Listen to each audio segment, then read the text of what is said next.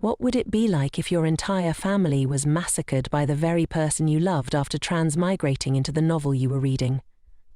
Ruby, a girl turned into a living doll with mesmerizing beauty, finds herself trapped in an unwanted political marriage.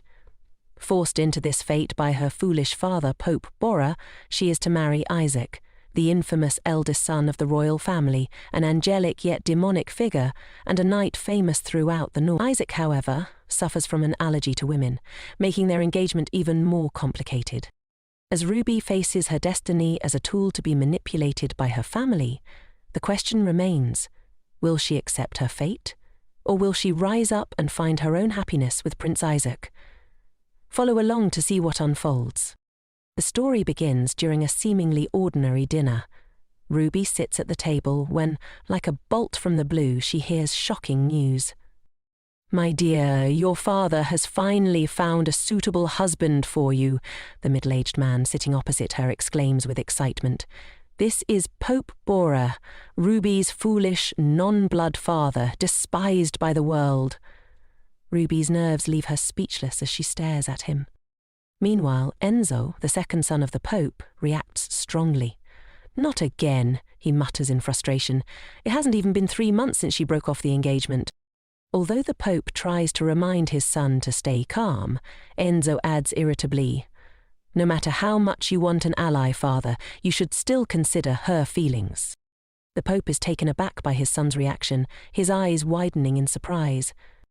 "I can't get used to you suddenly playing the role of a brother. So, can you defeat those barbarians instead of Britannia's relief army?" Enzo immediately made a bold declaration. "Is there anything I can't do? Those barbarians just need the best knight of the south." The Pope, unable to tolerate any longer, sternly replied, "Stop talking nonsense."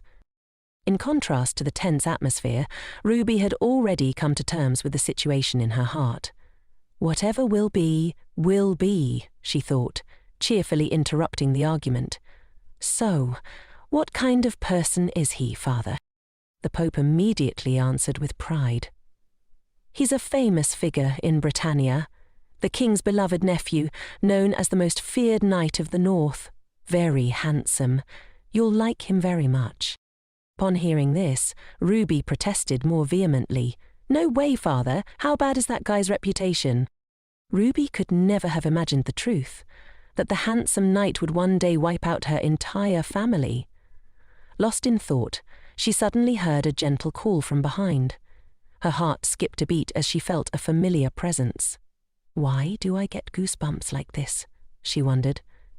Without even needing to look, she knew the man who had just acted intimately with her was Elle, the Pope's eldest son. While Enzo sighed in frustration, the Pope and his wife exchanged glances of anticipation. Ruby clenched her hands to regain her composure, then replied with a smile, "Thank you, father. I'm very happy to be able to help you like this." Her response made her parents burst with happiness, and even Cesar showed support for his sister's decision with a loving kiss on her forehead. "Ah, Ruby is so good." Unaware of the danger ahead, Ruby secretly began to plot her next move. "Okay, first I have to kiss him to my heart's content. Then think about a strategy for the future in the massacre caused by the best knight of the north. Does that include me?" But all those plans were interrupted by a plane crash in the sky, and her boring life ended. And I found peace. But why did I suddenly become a young lady in a long-running novel? If you already have a boring life and a situation exactly like the character in the book you read before you die, how terrible would that be? After returning to her room, Ruby started vomiting uncontrollably. She pondered her situation and felt a little sorry for herself. Since I've started a new life and become a character in a book, couldn't I at least have a decent family? Ruby was used to vomiting without anyone knowing, much like how she had grown accustomed to loneliness. One similarity between her previous life and this one was her struggle with anorexia. Before becoming Rudbeckia de Borgia, she had lived in South Korea but was adopted by an upper-class family in Spain, often considered a charity child taken in by a wealthy family. Ruby was able to attend a prestigious public school, ballet school, and tennis club. Her life was filled with charity galas and horse racing. One day, she noticed the mocking actions and words directed at her. At that time, Ruby didn't understand what it meant.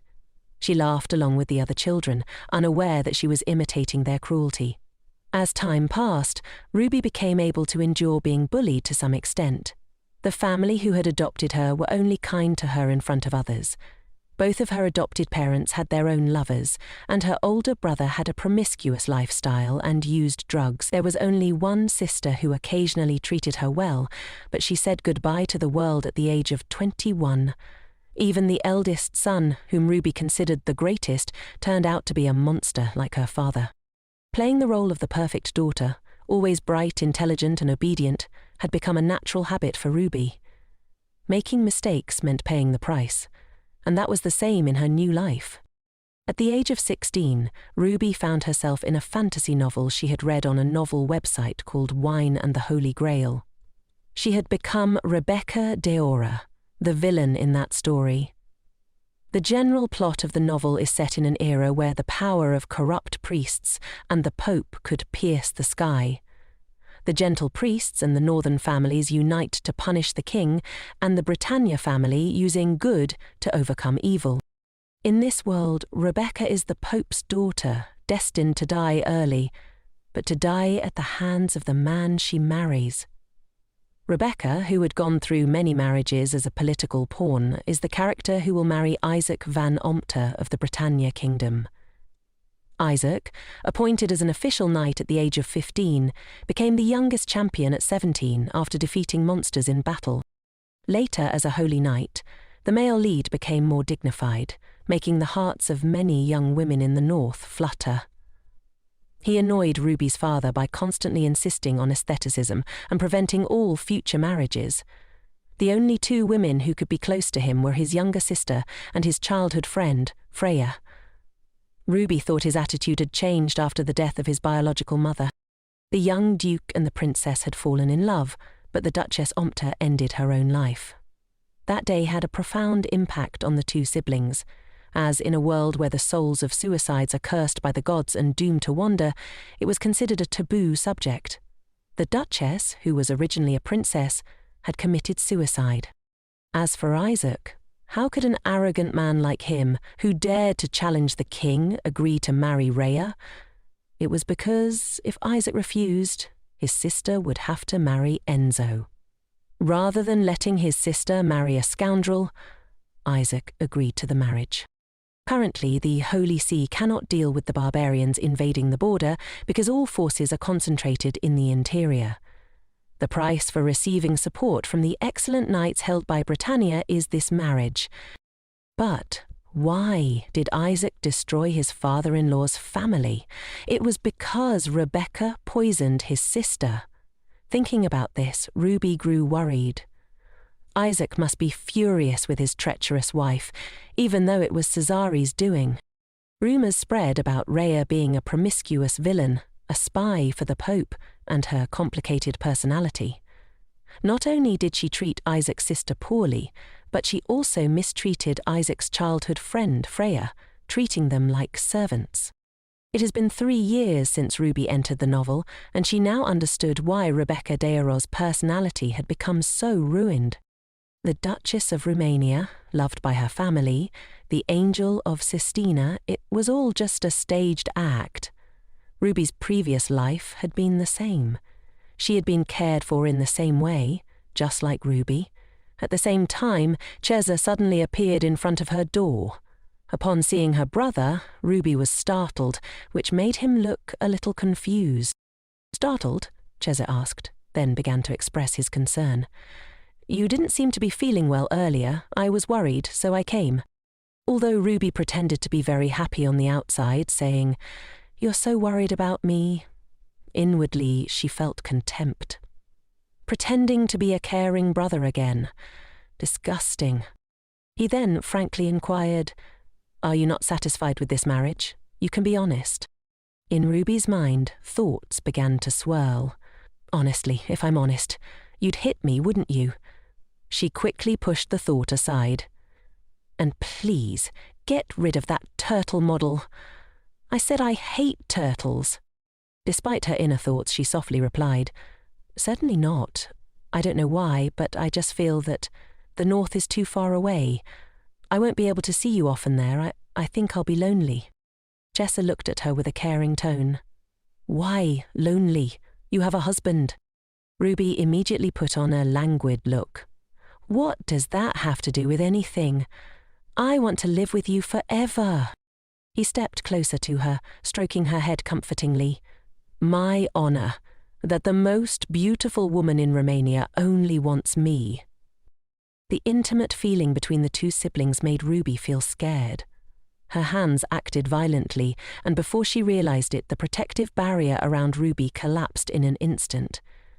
It made her feel good, yet goosebumps crawled over her skin. Despite his affection, Cesar had exploited and hurt her without hesitation. At 16, just as Ruby was getting used to this place, a marriage proposal from the Duke of the Rembrandt Kingdom arrived. According to the original story, he was one of the characters involved in the destruction of Ruby's family. After his engagement was broken off and he suffered public humiliation, Ruby, who had grown attached to her new family, refused the marriage to prevent the family's downfall. In that moment, before the Pope's cold demeanor, Ruby felt a chill. This place is no different. That night, Chaser beat her until she begged for mercy. It happened so many times that Ruby finally realized her situation.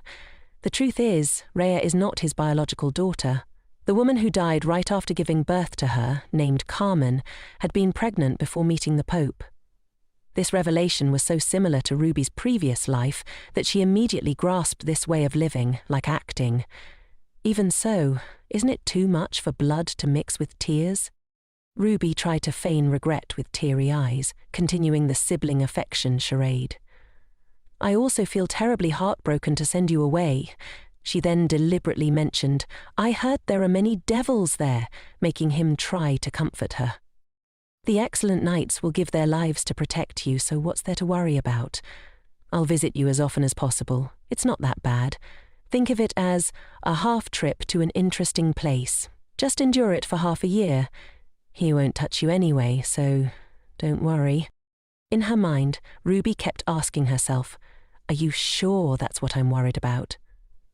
She then didn't forget to ask him, Will you really come see me as often as possible? Chessa immediately emphasized, Of course. He didn't know that in her heart, Ruby was silently praying, Please don't come. She was thinking, Surviving this is too much for me. I don't want to poison my husband's sister, even though I know I'll be forced to do it. If that happens, everyone will believe I did it. So, within half a year, I have to prevent the assassination of my sister-in-law and make them realize that I am harmless. How can it be the same as before? Finally, the day Ruby put on her wedding dress arrived. How beautiful she looked at that moment. The Pope, upon seeing her, kept praising, My daughter, so beautiful. With a bride like this, the entire North will fall in love with you. Ruby responded with a touched and reluctant look, making the Pope immediately comfort her. You look so sad already. Don't cry, my dear. This isn't a permanent farewell. I'll miss you so much. You must miss us too, so pitiful. I also wish you could accompany your brother, but the situation doesn't allow it. He had no idea that Ruby was thinking, You don't know how lucky I feel. Even if it weren't like this, rumors about me and Chesa have spread everywhere. Don't those northerners look at us siblings with apprehension? Do they really not know, or are they pretending not to? As soon as Enzo appeared, he continued to grumble, heartbroken. Only I am heartbroken. Why is everyone so indifferent? Ruby approached him and called out, Brother Enzo. She even opened her arms to him and rushed into his embrace very naturally. Inwardly, she thought, This arrogant guy who can pierce the sky with his impulsiveness may be trouble, but at least Enzo isn't the one who hurts me. You're the normal one. Ruby didn't hesitate to express her affection for her fake brother. I'll miss you so much. Upon hearing these words, Enzo sulked. I won't miss you, you idiot! You big idiot! Cesar, seeing this, shook his head in exasperation. Easy, Enzo, you'll suffocate her. Then he approached her and gently called out, Ruby. She responded casually, Brother, you must come see me, okay? Cesar confidently replied, Of course, definitely. His strong and humorous survival instinct was almost amusing to Ruby. Suddenly, she had such a thought. She wanted to die so much that she finally realized death. Being trapped in her second life was no different from her previous one. How funny it was that she had been striving to live under the bright sunlight. Meanwhile, the northern knights were resting together under the shade of a tree. Ivan, panting, kept exclaiming, You guys look like you're about to die. Isaac was silent, only responding with a cold look and unfriendly words, making his teammates extremely irritated. What's wrong? Why not, Isaac? Ivan asked. Isaac replied flatly, Because looking at your face, I know Ellen is going to ask for something again. His teammate retorted irritably, You know that, and you're still like this? Why am I always the one who has to deal with the trouble when you're like this? Ivan muttered. Isaac quickly changed the subject. Is it my fault that my sister considers you weak, someone who doesn't even understand their own situation?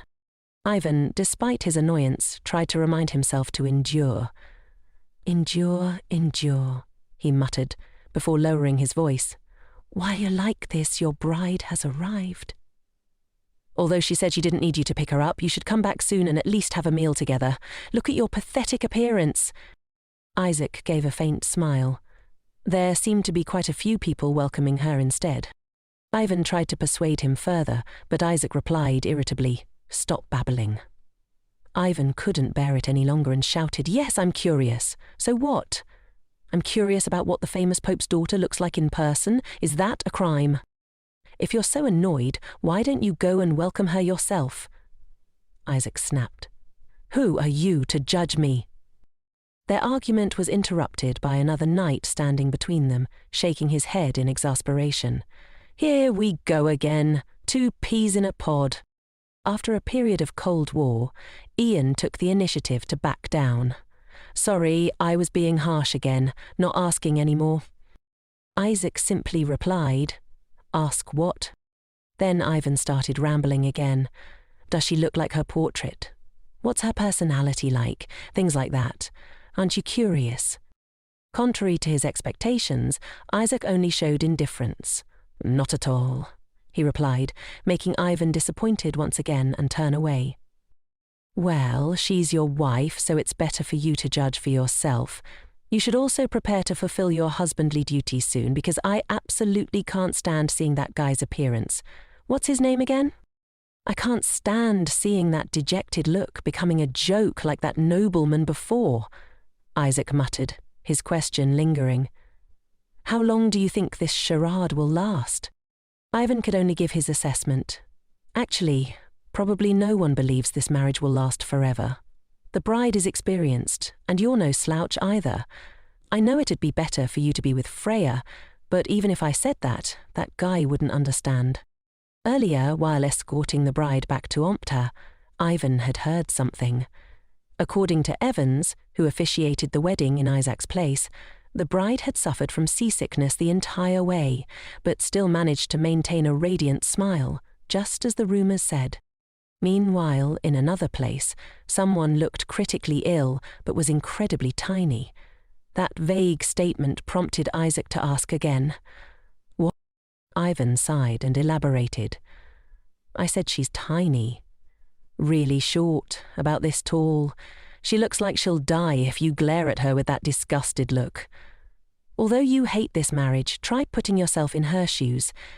She's no different from a hostage, all alone. She must be lonely and scared. Upon hearing this, Isaac felt a pang of guilt. What suddenly got into you? Evan made a grand declaration. What else?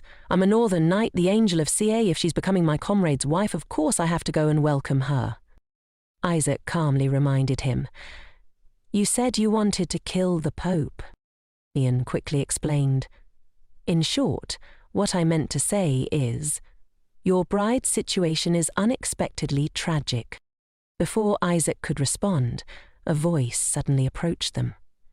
I heard that the Borgia family is known for its beautiful appearance. It seems youthful for someone just because of their looks, and are willing to betray your country for it. Both Isaac and Ivan turned to look, startled to see a sword pointed at Ivan's throat.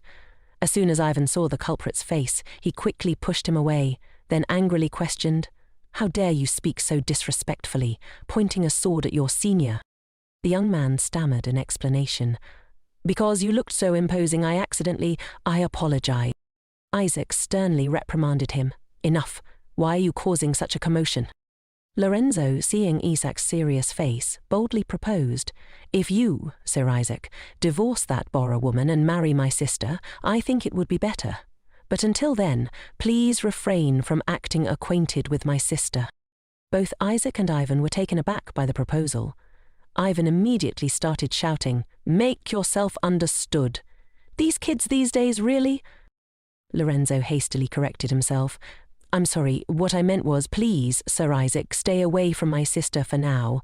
Otherwise that Borgia woman will torture my sister to death." Ian couldn't stay still and scolded, "Can't you be more careful with your words? Your head is already full of prejudice." Lorenzo emphasized, "It's not prejudice. Then why did my sister lock herself in her room and cry after returning from Onta?" This information made Isaac ask, "You said Freya went where?" Lorenzo honestly replied, "Omerta Castle. When Lady Rhea arrived at the castle, Lady Ellen and my sister were having tea." Ian realized inwardly, "I also went to see Isaac's wife. How could your sister not cry after meeting her? Both of you are inconsiderate." At the same time, Isaac hurriedly left, prompting Ivan to call out, "Hey, Isaac, where are you going?" Though they tried to hold him back, Isaac simply replied, "Today is my day off, so I'll be going now." This left the other knights puzzled. Only when she's extremely comfortable does he consider it a day off, while turning his comrades into this. They tried to pretend they hadn't heard. Ivan, on the other hand, felt relieved as he watched Isaac's retreating figure. At that moment, in the palace, a voice inquired, "I heard you were very seasick." Ruby cheerfully replied, "Because it's my first time travelling such a long distance, although it's a bit embarrassing to say I've never left the south before." The woman sitting with her smiled gently and said, "There's nothing to be ashamed of. I've never left Randall either." Her demeanour made Ruby stare. How can someone look like that? Whoever lets God's creation die like this is a criminal. She was Ellen O'Meara, Isaac's younger sister. Despite meeting for the first time, Isaac's younger sister was very considerate. "Does the food suit your taste?" she asked. "Because your stomach might not be feeling well, I only brought out light snacks." Ruby politely replied, "No, not at all. They're all delicious. I'm a little nervous, but thank you for the food." Although inwardly Ruby wasn't feeling very benevolent, she tried to remain composed. "Light snacks or heavy meals, it's all the same." Ellen then explained, "Whenever summer comes, spider monsters appear. My brother might be late coming back. Please understand. My father has some business in the territory and won't be back until the end of the month. I'm very ashamed that I haven't been able to welcome you properly." In contrast, Ruby smiled brightly. "I'm really fine. Don't worry about me," Ellen added.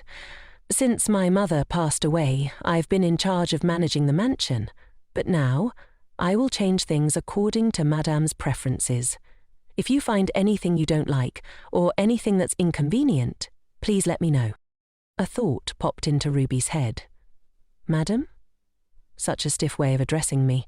She then expressed her gratitude. "Thank you for your concern, but for now I just want to keep things as they are. I'm still not used to the lifestyle here and lack experience, so I'm worried I'll cause trouble for everyone." Ellen was stunned for a moment, then lowered her voice, reminding her, "You don't need to worry. No one would dare think of Madam that way."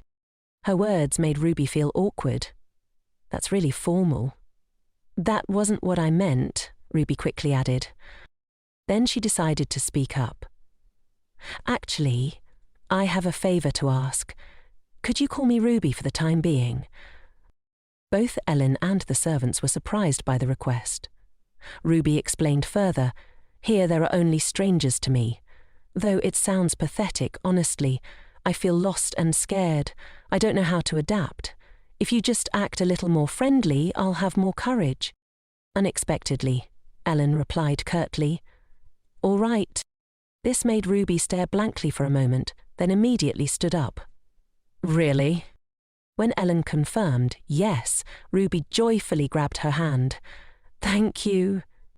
Ellen flinched at the action, causing Ruby to quickly apologize. "I'm sorry." Ellen simply smiled. "It's okay." This made Ruby feel even more embarrassed. "Then, can I call you Ellen?" Isaac's sister quickly nodded in agreement. "Yes, it's good for us to be comfortable with each other." Ruby breathed a sigh of relief. Being too reserved isn't good either. Excessive modesty can cause misunderstandings. This statement left Ruby confused. Misunderstandings? Does she mean stop beating around the bush and just reveal your true nature?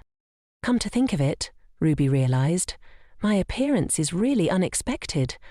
I'm not expecting the people here to like me. My goal is to appear as harmless as possible in everyone's eyes. All right, for now, just stay calm. As soon as she finished her thoughts, Ruby explained, "I'm used to being misunderstood. I'll try my best not to become someone else." This surprised Ellen once again. She continued the conversation with an offer. "If you're done with your meal, let me show you to the room you'll be using from now on."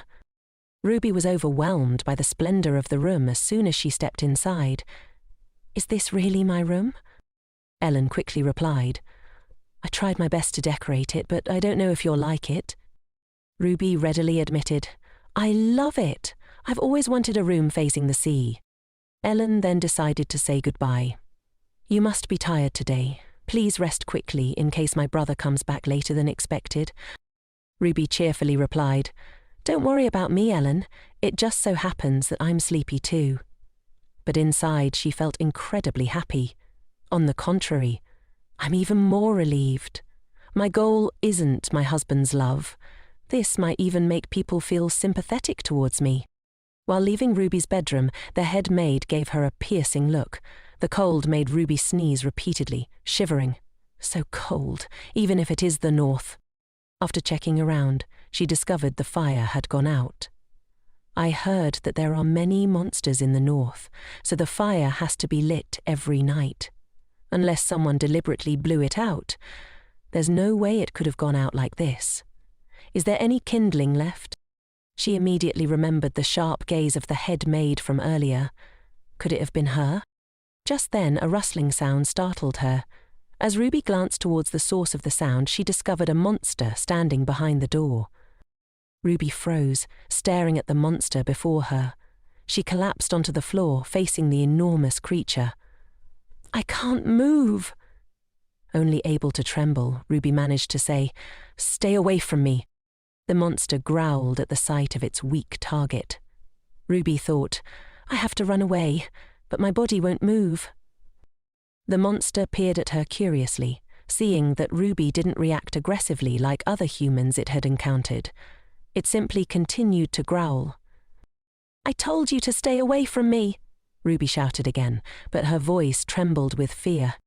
At that moment, a servant opened the door and called, "Madam, you must wake up." But upon seeing the monster, the servant screamed in terror. Ellen appeared immediately.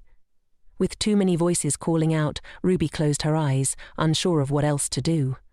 A sword flashed, and a powerful beam of energy shot from it, piercing the monster amidst its loud shriek. Ruby covered her face with her hands as the monster fell heavily beside her with a piercing screech. Only then did she dare to open her eyes. A cloak brushed past Ruby's eyes. Her fiancé Isaac stood right in front of her. Isaac glanced at her with his red eyes, his expression cold and indifferent, making Ruby's heart pound. His voice was stern.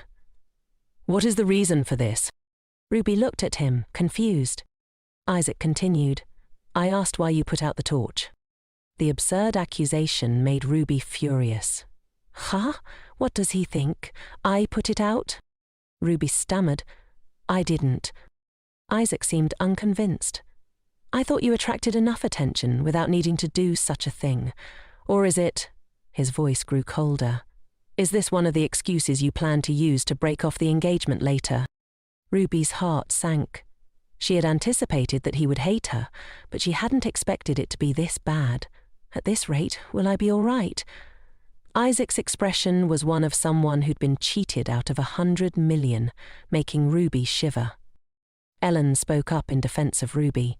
Brother, don't be so quick to blame her. We still don't know for sure who did it. Even if Ruby did it, she probably didn't know any better. They don't do this torch thing in Romania. Ruby teared up inwardly, touched. I love you, Ellen. Even if I die, I swear I'll save you before I do. But first I have to clear up this misunderstanding. Ruby reached out and clutched Ellen's sleeve.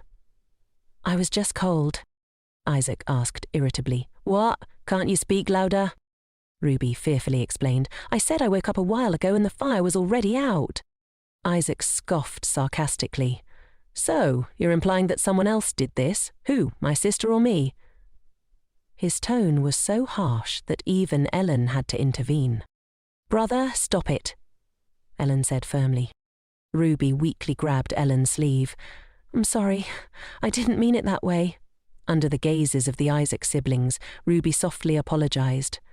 I think I might have put it out when I first fell asleep because I felt hot. I'm sorry for causing such a commotion. I was being thoughtless. Ruby sniffled and hid behind Ellen. I won't do it again. Ellen sympathetically comforted her as she cried. Isaac sighed, unable to press the matter further. I have something to ask you, Isaac said, breaking the silence. Ruby glanced at him with tear-glued eyes. Yes? Isaac wanted to speak but couldn't find the words. Finally, he gave up and turned away. Forget it. It's nothing. With that, he strode away. Ruby was left curious. What was that?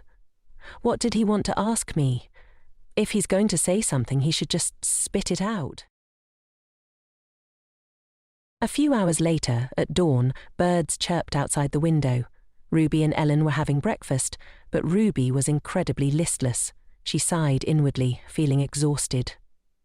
I can't swallow anything. Whatever I eat will just come back up.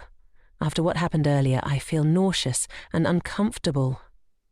Ruby silently pleaded, Please, someone tell me it was all just a dream. While Ruby struggled with her breakfast, Ellen ate as if nothing had happened. After a while, Ellen glanced at Ruby and broke the silence.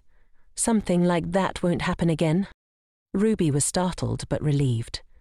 Ellen continued, I mean about you waking up cold. Ruby smiled sheepishly and replied, Oh, thank you for your concern. Ellen added, Also, you'll need to attend the banquet at the palace in 4 days. If you need anything until then, please let me know.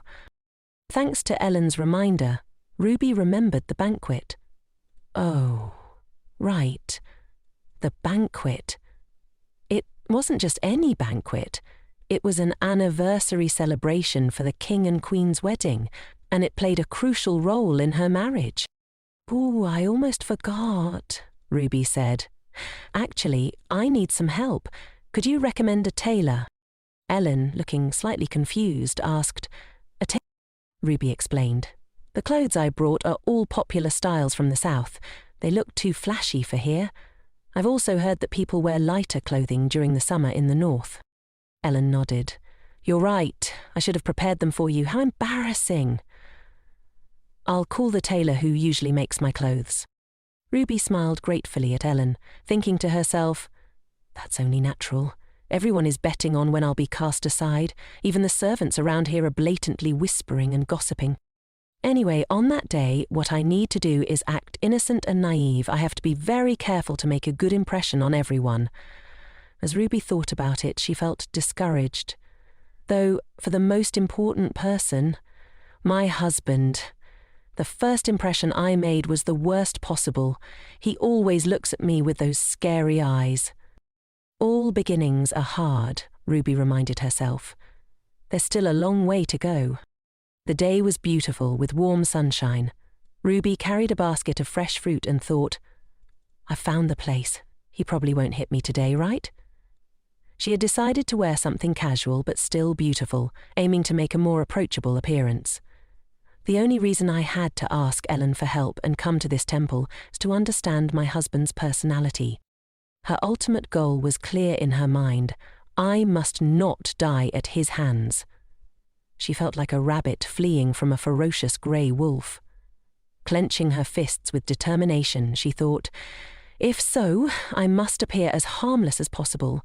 Even if I can't prevent Ellen's death, at least I can ensure my own survival. Speaking of Ellen being poisoned, Ruby's thoughts turned dark. It's because she's the fiancée of the Prince of Dorias. The relationship between the Pope and the Prince of Dorias is tense.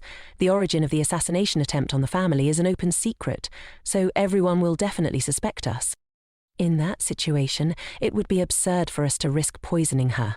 Even for a powerful family, it would be a foolish move, Ruby pondered as she walked. Still, even if I mentioned Ellen being poisoned beforehand, who would believe someone like me, some random Bora lady? There were spies from her father planted all over Arundel. I can't just speak carelessly. If I'm discovered, who knows what will happen to me? She shuddered at the thought.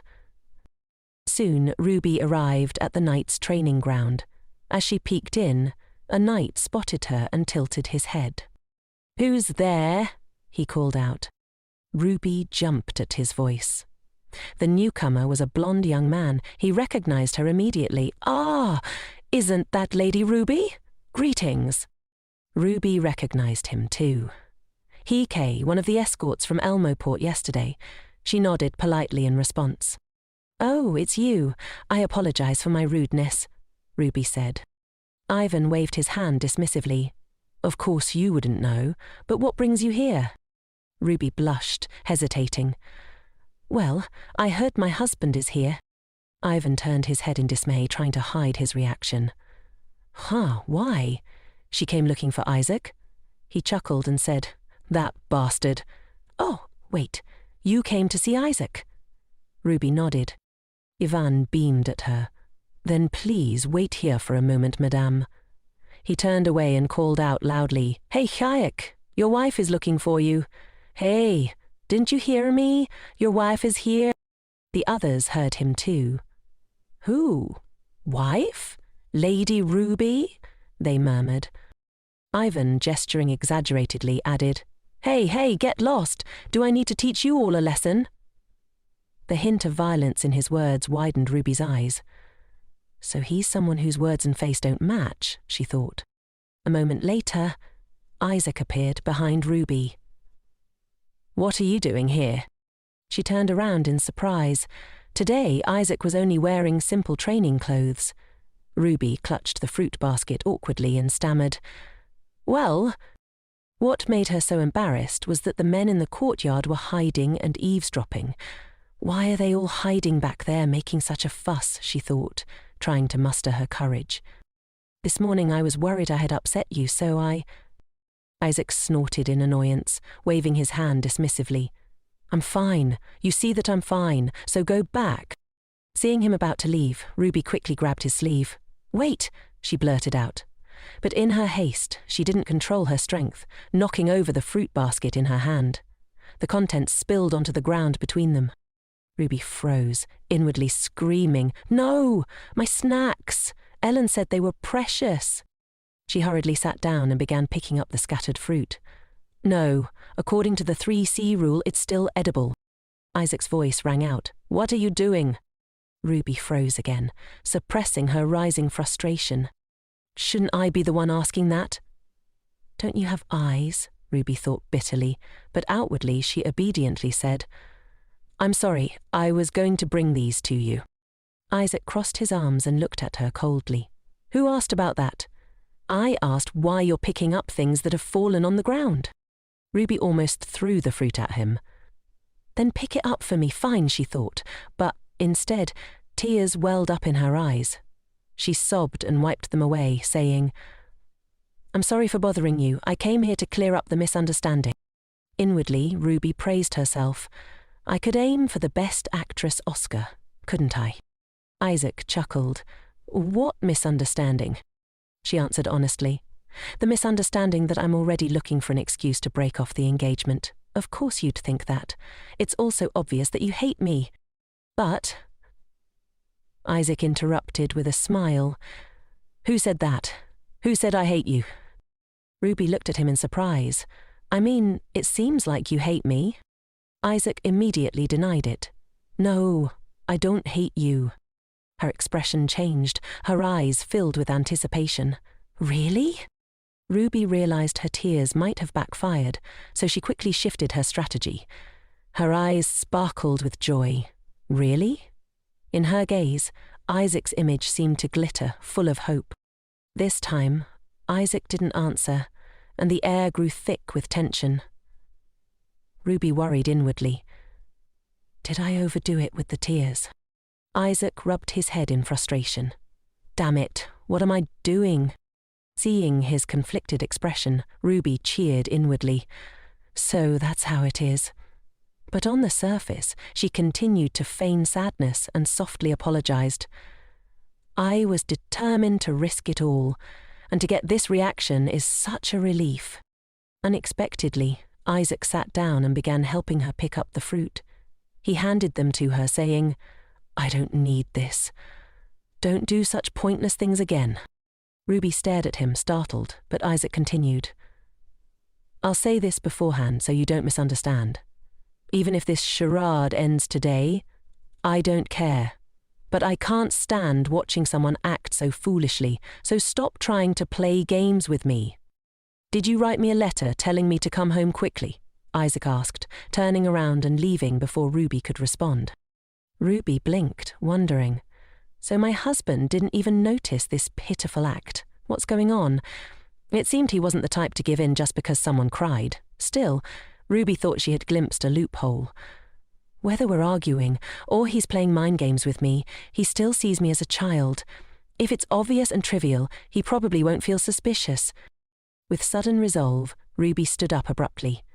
But I don't want it to be like that. Isaac stopped, and Ruby knew this was her chance to land a critical hit. She blurted out loudly, I've fallen in love with you. Her confession echoed through the hallway. The siblings hiding nearby, eavesdropping, were stunned. Ruby praised herself inwardly. My acting skills are truly commendable. Isaac slowly turned back around, his eyes now flashing with a murderous glint. What? Ruby stammered, desperately trying to keep up her facade. I know you must hear this kind of confession often, and I know there's no way you'd like me. She silently cursed the devil in front of her. Please relax your eyes a bit. But you were the first person to save me from danger, like yesterday. I don't expect anything, so can't you just let me help you, even with small things? You said you didn't hate me. That's right. I'm a fangirl. Well, more like an anti-fan, she thought, giving herself a mental thumbs up. But if he sees me as something obvious and trivial, I still have hope. The siblings in the training ground, witnessing the whole scene, applauded and whistled. So brave, someone exclaimed. Ruby took a deep breath, gathering more courage. She stealthily peeked through her fingers, only to realize Isaac had already reached the door. When did he get all the way over there, she thought, startled. He's 180 meters away from me. Refusing to be defeated, Ruby shouted after him, I definitely won't bother you. I'm serious. The witnesses to her bold confession cheered again, their jealousy evident in their voices. In response, Isaac slammed the door in Ruby's face. That cold-hearted man again, Ruby sighed. Still, I should let it go for today. I'll deal with him another time. A few days later, Ruby sat quietly as a maid gently styled her hair. Madam, it's done, the maid said, stepping back. With her makeup and hair complete, Ruby looked surprisingly radiant. Finally, the day has come, she thought, feeling a mixture of excitement and nervousness. I haven't seen Isaac since that day, Ruby mused, recalling Ellen's explanation that the Knights had been busy with preparations for the banquet and summer. Thinking about it makes me sad. A moment later, she went downstairs. Ellen had also changed into a dazzling evening gown, exuding elegance and grace. "Ruby, you're all ready for the banquet, right?" Ellen asked, her beauty mesmerizing Ruby. "I can't believe a goddess like this almost married that idiot Enzo," Ruby thought. Even if the sky split in two, that shouldn't be possible. Still, Ruby was touched that Ellen called her by her nickname, as promised. Ruby nodded and then noticed someone standing beside Ellen. "Right. Who is this?" she asked, curious. Ellen introduced the woman with a smile. "Say hello, this is a long-time friend of our family, Freya van Fuana." Fuana winked at Ruby. "Hello, Miss Ruby. It's a pleasure to meet you." The sky suddenly seemed to darken in Ruby's mind. There she is. The childhood friend, Ruby thought, recalling the servants' whispers filled with admiration for her. She's treated so differently from me. Still, Ruby smiled politely and responded, "It's a pleasure to meet you, Fuana." To Ruby's surprise, Fuana's eyes held something less friendly than her outward demeanour. Fuana turned to Ellen, teasing, "You didn't tell me she was so adorable." Ellen immediately denied it. "You must have misunderstood. I didn't say anything strange." Fuana turned back to Ruby, still smiling, but Ruby couldn't help but tilt her head in confusion. "Is there something wrong with my dress?" Ellen interrupted the moment, sighing in exasperation. "Really, Ruby, I don't know if my brother will be late, but please bear with him. It happens often." "Bear with him? I won't do that. I don't expect anything from him anyway," Ruby thought inwardly, smiling on the outside as she waved her hand at Ellen. "I see, but I'm fine. Don't worry, Ellen. Anyway, I still hope he's late today." "Oh, my fate. How long do I have to keep up this act?" Ruby thought as the carriage rattled its way to Anban Palace. The banquet attendees had already arrived, and many acquaintances came to greet Ellen. Ruby stood alone in a corner, observing the scene. "I don't know why, but I'm reminded of the banquet in Romania," she mused. "Back then people showed me kindness, or at least respect, because of Julia, my father's official wife, and my connection to him and my brother. No matter what was happening behind the scenes, I was always the object of envy and admiration." She wondered. If the tragic reality of my past life were revealed, what would everyone think of me?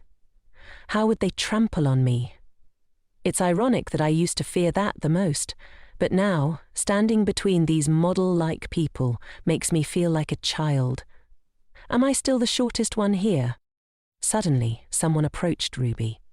"Hello, Lady Ruby," they greeted her. A group of people nearby began to murmur, "Oh my, those are the Omnites. I wonder if His Holiness is well. When will Cardinal Valentino visit?" Ruby had to be extremely patient. "Honestly, I don't know either," she thought, exasperated by the familiar questioning. Ellen muttered beside her, "Those people are really—" Ruby blinked, thinking she had misheard. Did Ellen just say that? Beside her, Fuana brightly called out to Isaac. Ruby's fiancé easily heard their calls and turned to look. Ruby awkwardly raised her hand in greeting. "What's with him? He said he'd be late. Did he lie just because he hates seeing me?" Upon seeing Ruby, Isaac turned his back without responding. "I knew it would be like this." Fuana was indignant on Ruby's behalf. "Madam, would you like us to go over there and scold him?" she offered. But Ellen, knowing her brother's personality too well, shook her head. "He'll just ignore it. What's the point?" Ruby clenched her fists and walked directly toward him. "The fact that I've been mistreated since the first night and now Isaac is ignoring me has spread everywhere." Her steps were incredibly resolute. "No matter what I do here, I'm the one who loses face, so I'll cling to him and not give up." She stopped right in front of Isaac. Fuana and Ellen watched with wide eyes, and even Ivan and the knights were taken aback by Ruby's boldness. Taking a deep breath to summon her courage, Ruby flashed a bright smile and said to Isaac, "I'm so glad to see you again. You look very handsome today." This bold action caused a flurry of murmurs from the surrounding nobles, but Ruby ignored them all, maintaining her cheerful smile.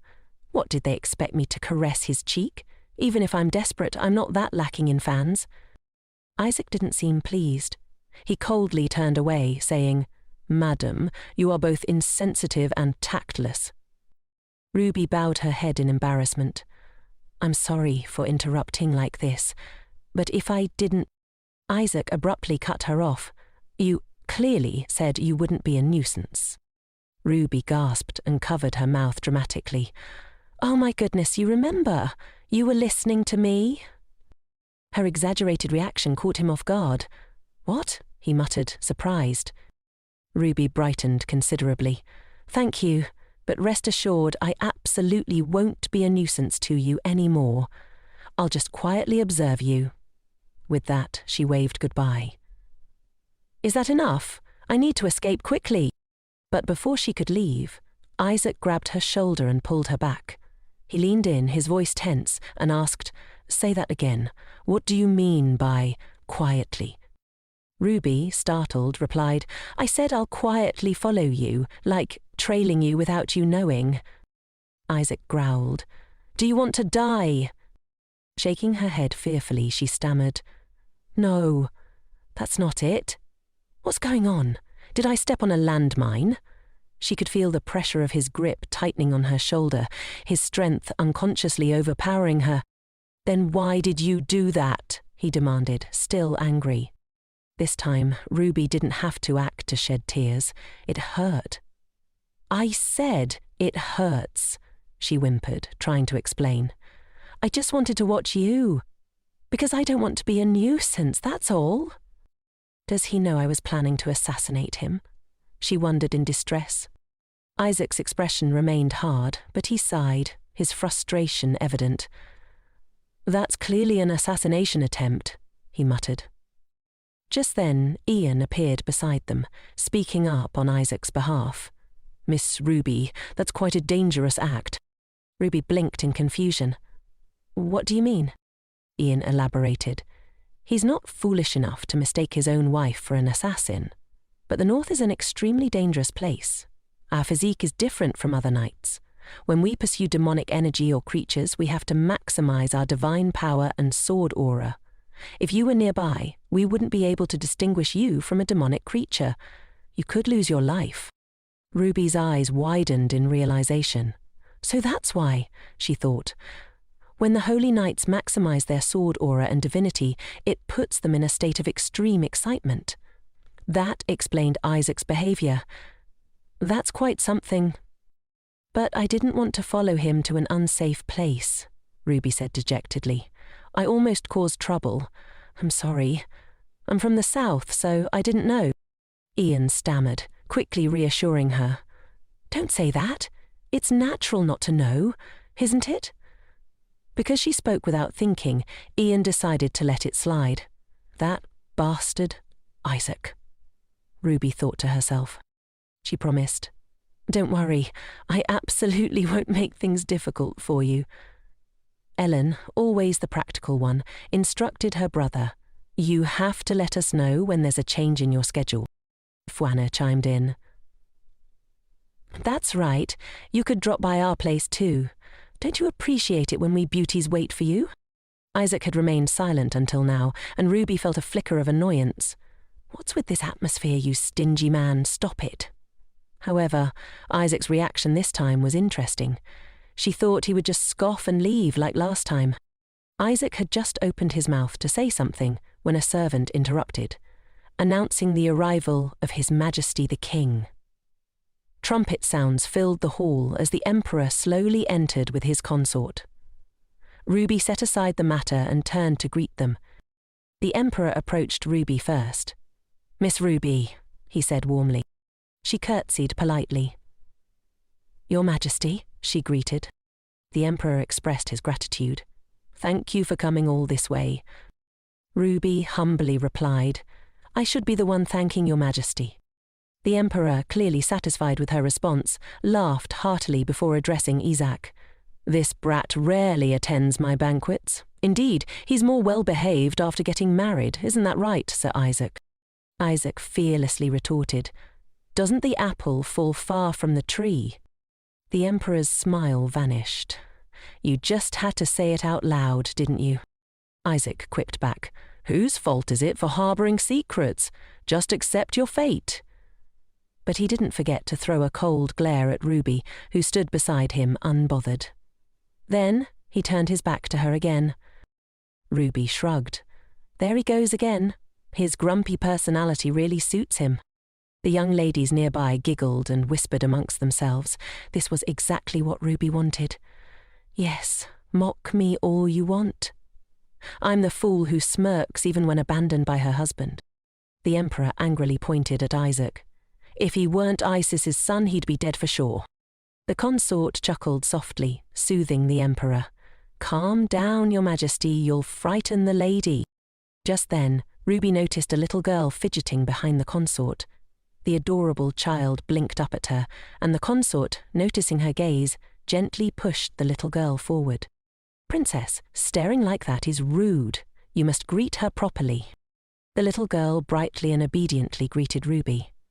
Welcome to Angan Palace, Miss Ruby. Ruby immediately smiled kindly at the child.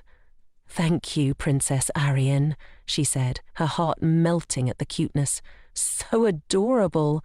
Such a rare, healing feeling in this world. After the greeting, the little girl shyly hid behind her mother. Ruby, seeing this, understood. I know why the princess's presence felt incomplete in the original story. She's too timid. The consort, once a slave from the east, was deeply loved by King Fenol, as was Princess Arian.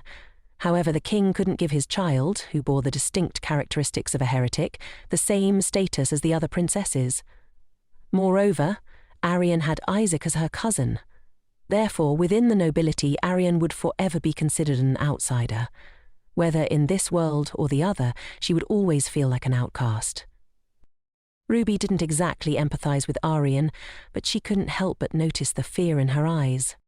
A while later, everyone sat down at the banquet table. Only Fuana arrived late. Ellen, curious, asked her where she had been. Ruby glanced over as well. Funa sat down, nonchalantly saying, It's nothing. I was going to bring Isaac here, but my words were like the wind. I don't know where he ordered the knights to rest. Ellen crossed her arms and shook her head. Playing pointless games. It's not like he ever pretends to listen to us. Fuana rested her chin on her hand, agreeing. That's true. Then she turned to Ruby and asked, Madam, do you enjoy horseback riding? Ruby smiled, replying, I'm not good at it, but I like it very much. Fuana smiled mysteriously. Don't worry, just liking it is enough. Ruby, however, screamed internally. I don't like it. I was lying. In my past life I may have learned aristocratic sports, but I don't have any fond memories of them. Just then a young lady sitting at the same table spoke up. It's hard to match the skills of the two of you. Of course, since Sir Isaac personally helped you, madam, you should ask your husband for help too, shouldn't you? Furia calmly responded, That was when we were little, Miss Consolation. Besides, I'm also naturally talented. Consolation covered her mouth and laughed. Of course you are. Please, don't misunderstand, Miss Furia. Ruby noticed the glint of amusement in Furia's eyes. My relationship with her is also interesting, but I don't care. I just need to act like a harmless fool. Ruby scratched her head. Thank you for your concern, but I can't waste a busy person's time with such trivial matters. Consolation chuckled, and the others looked at her with wary eyes before changing the subject. Summer is almost over. Is Sir Isaac participating in the swordsmanship tournament this year? One of them asked. It seems like it'll be held earlier than last time. It's certainly something to look forward to, but Sir Isaac is sure to win if he participates. Everyone chatted excitedly at the banquet table. I wonder what it'll be like this year. I'm more curious about who will become the flower of glory. Ruby sat to the side, clenching her fists. I'm sure at this year's swordsmanship tournament, Chaser will visit. The swordsmanship tournament, held every 3 years in Andol, is a proud event, with the largest scale and longest history on the continent. Participants and visitors from each country attend for a deadly battle with demonic creatures trained to be ferocious. In this gruesome competition, only those of noble birth are allowed to participate. A council of priests, all of them outstanding, is established to prevent any potential incidents. Chaser will come here under the pretense of participating in the council, but in reality, it's to see me. Ruby clutched her head in agony. Damn it. My husband alone is already beyond my endurance. A while later, Ruby appeared in the hallway. She rubbed her forehead tiredly, supporting herself against the wall as she walked. Drinking on an empty stomach makes me so dizzy. But there were too many people here, so Ruby couldn't bring herself to throw up. Just then, a man appeared in front of her. Because she wasn't looking where she was going, their shoulders bumped into each other. Ruby clutched her shoulder and nodded an apology. She glanced up at the other person. Oh dear, bumping into his shoulder is such a misfortune. He asked, "Are you all right?" Ruby shook her head. "I'm fine, but who are you?" The young man smiled and introduced himself. "I am Lorenzo van Fuena, the one who was just with my sister." Ruby recognized him immediately. "They really are twins. No wonder they look so alike." Lorenzo asked again, "Are you truly all right? Shall I escort you back to the banquet?" She shook her head in refusal. "I'm really fine. I was just about to go out for some fresh air. You seem to be a holy knight." Ruby sensed something was off. Why is he looking at me like that, with such unfriendly eyes? He continued, playing the part of a concerned person. If Sir Isaac heard that, he'd laugh. "I'm just a successor." His words gave Ruby a chilling feeling. If he tries anything funny, I might lose my life here. Isaac isn't even this bad. He shows the most blatant disgust of everyone I've met. When did he learn about me? Lorenzo scratched his head bashfully. "Oh, I apologize. I still can't believe I'm meeting you in person, madam." Ruby chuckled. "Yes, I heard I'm quite famous around here." Suddenly, he said, "Who wouldn't know of your existence, madam? You're the daughter of His Holiness, after all." Ruby felt like his words were mocking her, but she still played innocent and replied, "Is that so? I thought only my brothers were famous. I didn't know I was too. That's a surprise." The two of them continued their exchange, feigning friendliness. Lorenzo then spoke again. "Actually, among the recently popular songs, there's one about you, madam." Ruby feigned surprise. "Oh, he suggested. "You seem surprised. Would you like to hear it?" Ruby played along. "I'm curious. I'll leave it to you." Then Lorenzo cleared his throat and began to sing. It went something like this. "'Cause Angel said she couldn't find a girl to her liking. I think her brother isn't of the same blood as that girl. He'll say it's fine." While humming the lyrics about the angel, a hand appeared, and Ivan pinched Lorenzo's ear hard. "This crazy idiot, I told you not to mess around," Ivan scolded. Lorenzo could do nothing but beg for mercy. "Wait a minute," Ivan angrily ordered. "Apologize before I rip your mouth apart." Lorenzo stammered hesitantly, but before he could finish, Ivan snapped, "What? Where did you learn to talk back to your seniors like that?" Lorenzo cried out, "Oh, I'm sorry." Ivan yelled angrily, "Say it louder, or I'll make your mouth bigger." Ruby quickly intervened. "I'm fine, let him go." She understood that she didn't need this apology. At her words, Ivan released his grip, and Lorenzo immediately ran away. Ivan clicked his tongue and shook his head. "That bastard," he muttered. Ruby also cursed inwardly. That sly fox. After Lorenzo left, Ivan turned to apologize to her. "I apologize for letting you see such a messy scene." Ruby smiled and said, "It's all right." He still felt the need to explain clearly to her. "Please, don't misunderstand. That strange kid is always delusional. That's why he acts like that. No one would sing such a disrespectful song." Ruby thought for a moment and then spoke. Sir Ivan, I'm really fine. It's not the first time I've heard that rumour. Despite saying she was fine, her tears flowed freely, startling Ivan. Oh, madame, Ivan exclaimed. Ruby wiped her eyes. I'm sorry. I'm just worried my husband will believe that rumour. Ivan frantically waved his hands. Impossible. That brat never pays attention to what others say, and he won't forgive anyone who bothers him. That's why I was a bit surprised just now. I didn't mean to imply that you were being a nuisance, madam. Hearing him say that, Ruby stopped crying. Really? So Sir Isaac doesn't hate me? Ian immediately affirmed. Absolutely not. Who is that brat to hate you, madam? He's just a little bewildered because it's his first time. Ruby asked Ian expectantly. So I can freely like him too? Ian immediately supported her. Madame, go for it. Of course. It's an incomparable honour that you do. After saying that, Ian suddenly came to his senses. He hesitated and then asked, So, shall I escort you back to the banquet? But Ruby declined. It's okay. I was planning to go out for some fresh air. Ivan didn't try to persuade her further.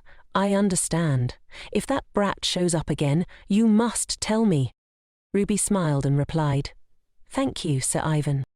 She wondered, could it be that he's worried about me? It's good that he's still ill. Then Ivan and Ruby bid each other farewell and parted ways. Ivan's words weren't very convincing. If what he said about Isaac is true, then I still have a little hope, Ruby told herself. At this rate, I might have a chance to win. Ruby walked slowly, deep in thought. Still, what was Fu Anna's brother delusional about? He couldn't be that hostile just because of rumours about her. Could it be related to Freya? Ruby reached the flower garden and suddenly saw Princess Aren rustling behind a statue. She leaned over and called the princess's name. Startled, the princess turned to look at her and said in a trembling voice, Please, don't tell my mother. Seeing this, Ruby guessed she must have sneaked out. A mischievous little girl, Ruby smiled and asked, I won't tell. What are you doing?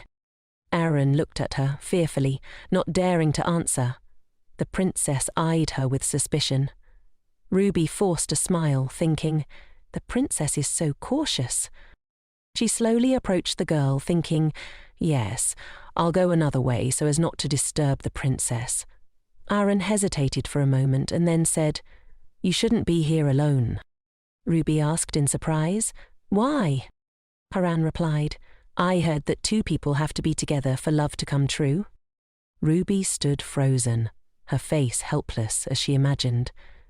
There's a pond like that in the palace. There are such romantics here. No wonder the king... Ruby wondered. Love will come true? Aren replied. The nanny said there's a god who makes love come true, living under the lake. Ruby shyly thought, believing in that fairy tale. How adorable. She bent down and asked, Is that a bouquet? Aren nodded gently. The princess thought for a moment and then said, Beautiful. Ruby smiled and asked, For whom? Aren's eyes lit up as she saw Ruby's hair sparkling. If you let me touch your hair, I'll give it to you, madam.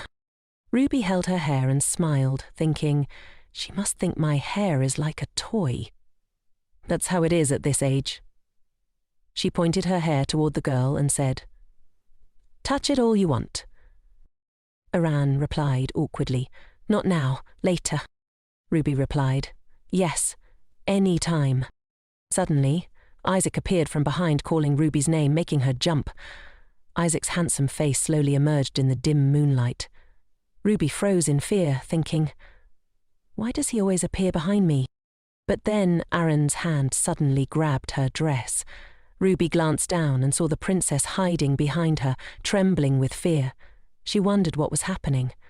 Isaac walked toward her and said, His Majesty is looking for you. I told you not to walk alone. Aren shoved the flowers into Ruby's hand and quickly ran past Isaac, causing Ruby to call out to her in panic. Eric glanced over and said, Neither of you listens. Ruby looked at him, annoyed, thinking, You're one to talk. She suddenly remembered something and asked, "Were you looking for the princess?" Isaac walked forward and replied, "No way, I was looking for you." Those words left Ruby speechless in surprise. From surprise, her emotions shifted to fear. "What? Me?" she thought, "when you were the one who left first?"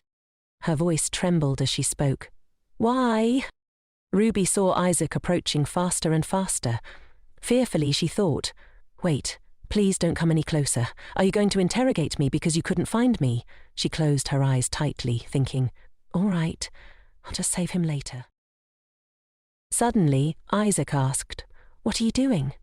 Ruby froze. Isaac tilted his head, guessing the Romana's princess must be beaten a lot. Ruby could only smile helplessly, looking up at him fearfully, thinking, "No, anyone would be scared if you approached them that menacingly." Isaac said, "You said you wanted to watch me quietly." Ruby replied, "I just wanted to see you." Hearing that, Isaac asked with interest, "Then why did you close your eyes? Were you expecting a kiss?" Ruby just chuckled, thinking, "Nice try, Rudbeckia. Yeah, there's no way I'd actually expect that. He might kill me on the spot." She wondered, how many ways are there to get me out of this situation? Ruby replied, "Well, it seems like you're angry because of me, so..." Isaac asked, "So you thought I would hit you?" Seeing her not answer, Isaac's eyes sharpened as he asked, "And yet you said you liked me?" Ruby stammered, wondering, "Is that not allowed?" She began, "The first time you protected me..." Before she could finish her sentence, a voice suddenly called out, "Sir!" Andy hurried toward Isaac. Isaac asked, "What is it?" Andy replied hesitantly, "I think you should come see this." Without another word, both of them turned and left. Seeing that, Ruby breathed a sigh of relief. "Great, I'm alive." Suddenly, Isaac stopped, turned, and told her, "Wait here for a moment." Ruby waved goodbye to him. "Wait here? He still has something to say to me?" After the two of them left, she sat down somewhere, looking at the bouquet in her hand. Ruby gazed at the flowers pensively and said, "These flowers, they are the same as my name, the flower that means eternal happiness." Ruby thought, how childish. Suddenly, some force pushed her. Then Ruby fell into the lake. The cold water seeped into her skin as panic surged through her. "Am I going to die like this?" she thought fearfully. "Will my life end so meaninglessly?" She should have felt terrified, but strangely she wasn't scared at all. Ruby tried to grab hold of the black ribbons around her, thinking, "It feels like they're mocking me. Why can't I take them off?" At this rate, she was sure she would suffocate. Suddenly, something entered the lake. A hand reached through the water and grabbed her. Finally, Ruby was rescued from the dangerous situation. It turned out that Isaac had saved her life. Behind them, the nobles who had witnessed the scene began to gossip. How did she end up down there? What happened? Ruby was dumbfounded, still trying to process what had just occurred. She looked at her hand, tightly clutching Isaac's shirt, and then at his angry face. "What's going on?" she thought. "Clearly what made me fall into the lake was a monster. A monster appeared inside the palace." But she knew that was the least of her worries. The real problem was the man in front of her. "It's just like the last incident. He's going to think I did it on purpose, I bet." Her voice trembled as she stammered. I was so scared." Desperate, she quickly hugged Isaac tightly, clinging to him. "You saved me again. As expected, it's only you," she shouted dramatically, her heart racing. "Do you even know I was the victim this time too?" Ruby thought bitterly. Isaac didn't say anything. Instead, he just stared down at her, making her sob softly at first, then loudly like a child. His only response was a long, helpless sigh. Early the next morning, a servant knocked on Ruby's door and called out, "Madam, are you awake?" Ruby replied, "Come in." The servant entered with a tray of food and said, "I've brought breakfast." Ruby sat up slowly, rubbing her eyes. "You didn't have to bring it up. I'm feeling a little unwell," she said, her voice still groggy. The servant nodded. "Is that so?" Ruby glanced around the room and asked, "Where's Elia?" The servant replied, "She went out early this morning." "I'll excuse myself," Ruby muttered, seeing their indifferent attitude. Everyone is so heartless, she thought dejectedly. That cold attitude. Ruby entered the bathroom and gently dipped her feet into the warm water. As she soaked in the bathtub, she sighed contentedly. So warm. She sank deeper into the water, her mind drifting back to yesterday's events. It seems to have caused quite a commotion, she reflected. A monster attacking someone right inside the supposedly safe palace must have caused quite the panic. The centre of Andal is a place where monsters shouldn't appear. The same goes for what happened on the first night I arrived here. There are too many suspicious points. In the novel, monsters don't appear so suddenly like this. Why are they only bothering me? Ruby thought, feeling unsettled. It's completely different from what happened to Ruby in the original story. If things continue like this, will people start thinking I'm a summoning witch? After her bath, Ruby changed into her clothes but suddenly sneezed. Moreover, after falling into the lake, that symptom reappeared. She felt the familiar burning sensation inside her body, as though needles were pricking her all over. It happens twice a year, ever since I entered this body. She remembered the first time she complained about feeling unwell. They had called a doctor, but the doctor only said, "Miss, you don't have a fever, and there's nothing unusual." The Pope had been worried, asking, "How can that be? She's in so much pain."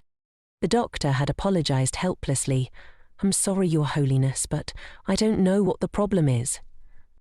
Ruby thought back to that moment. Other doctors had said the same thing. Her father, the Pope, had come over, gently placing his hand on her forehead. "My beloved daughter, could it be that you're lying to me because you don't want to get engaged?" She had started sweating in fear at his words.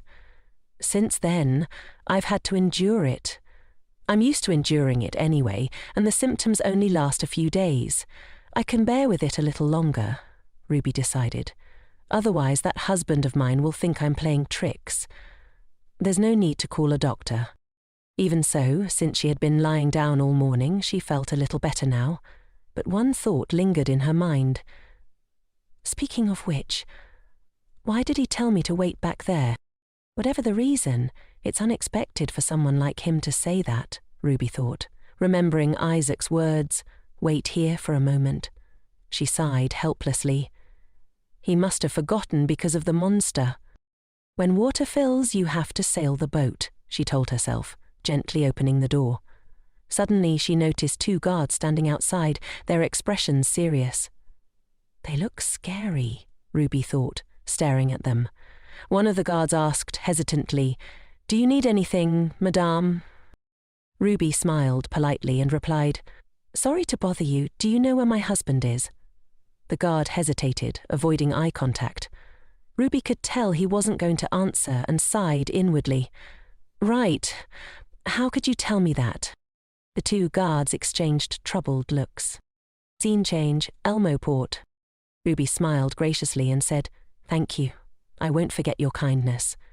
The guard, looking nervous, thought fearfully, "If Sir Isaac knew, I wonder what he would say." Ruby peeked through the window, her curiosity piqued.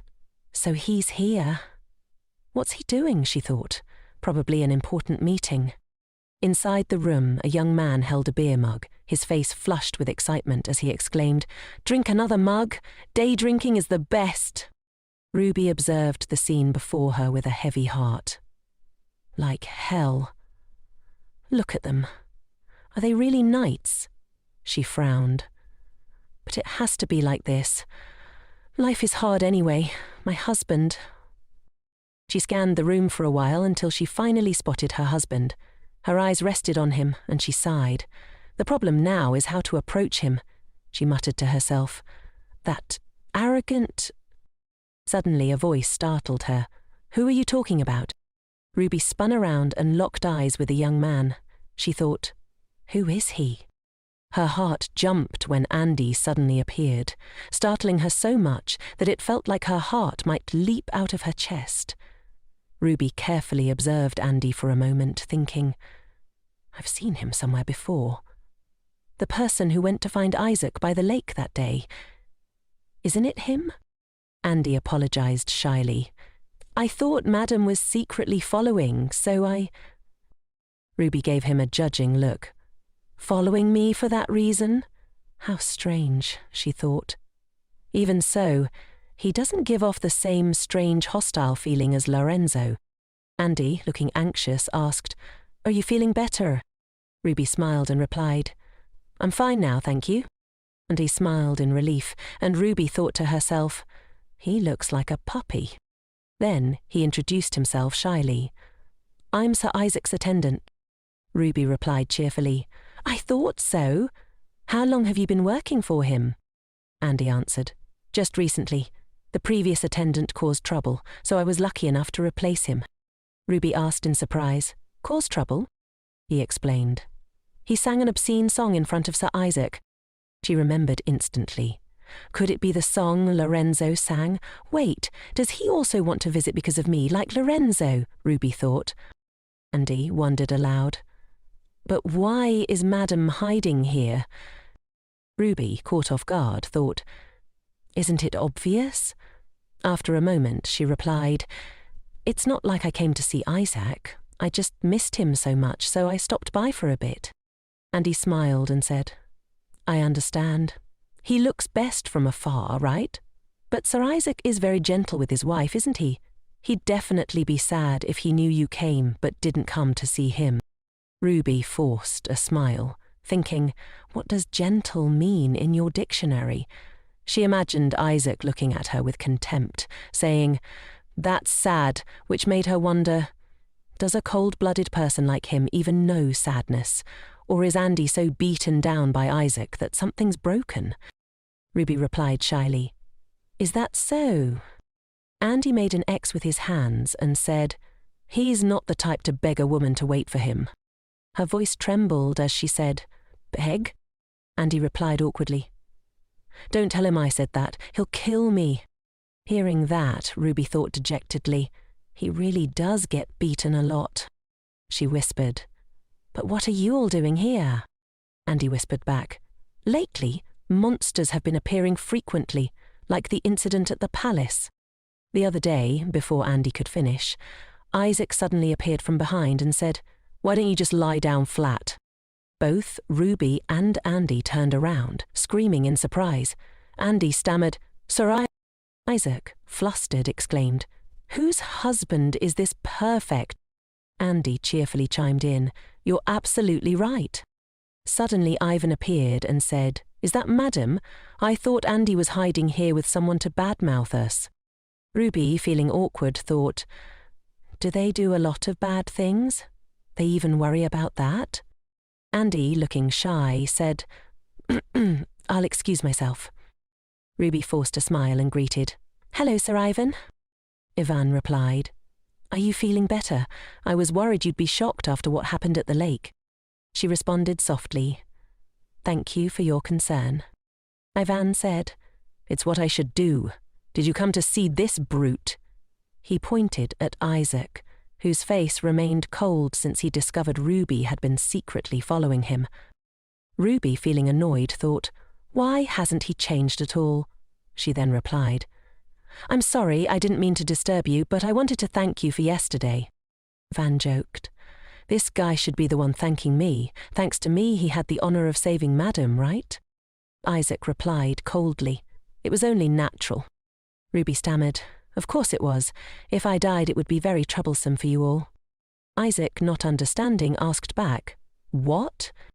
Seeing the awkward atmosphere, Ivan intervened, Don't be like that.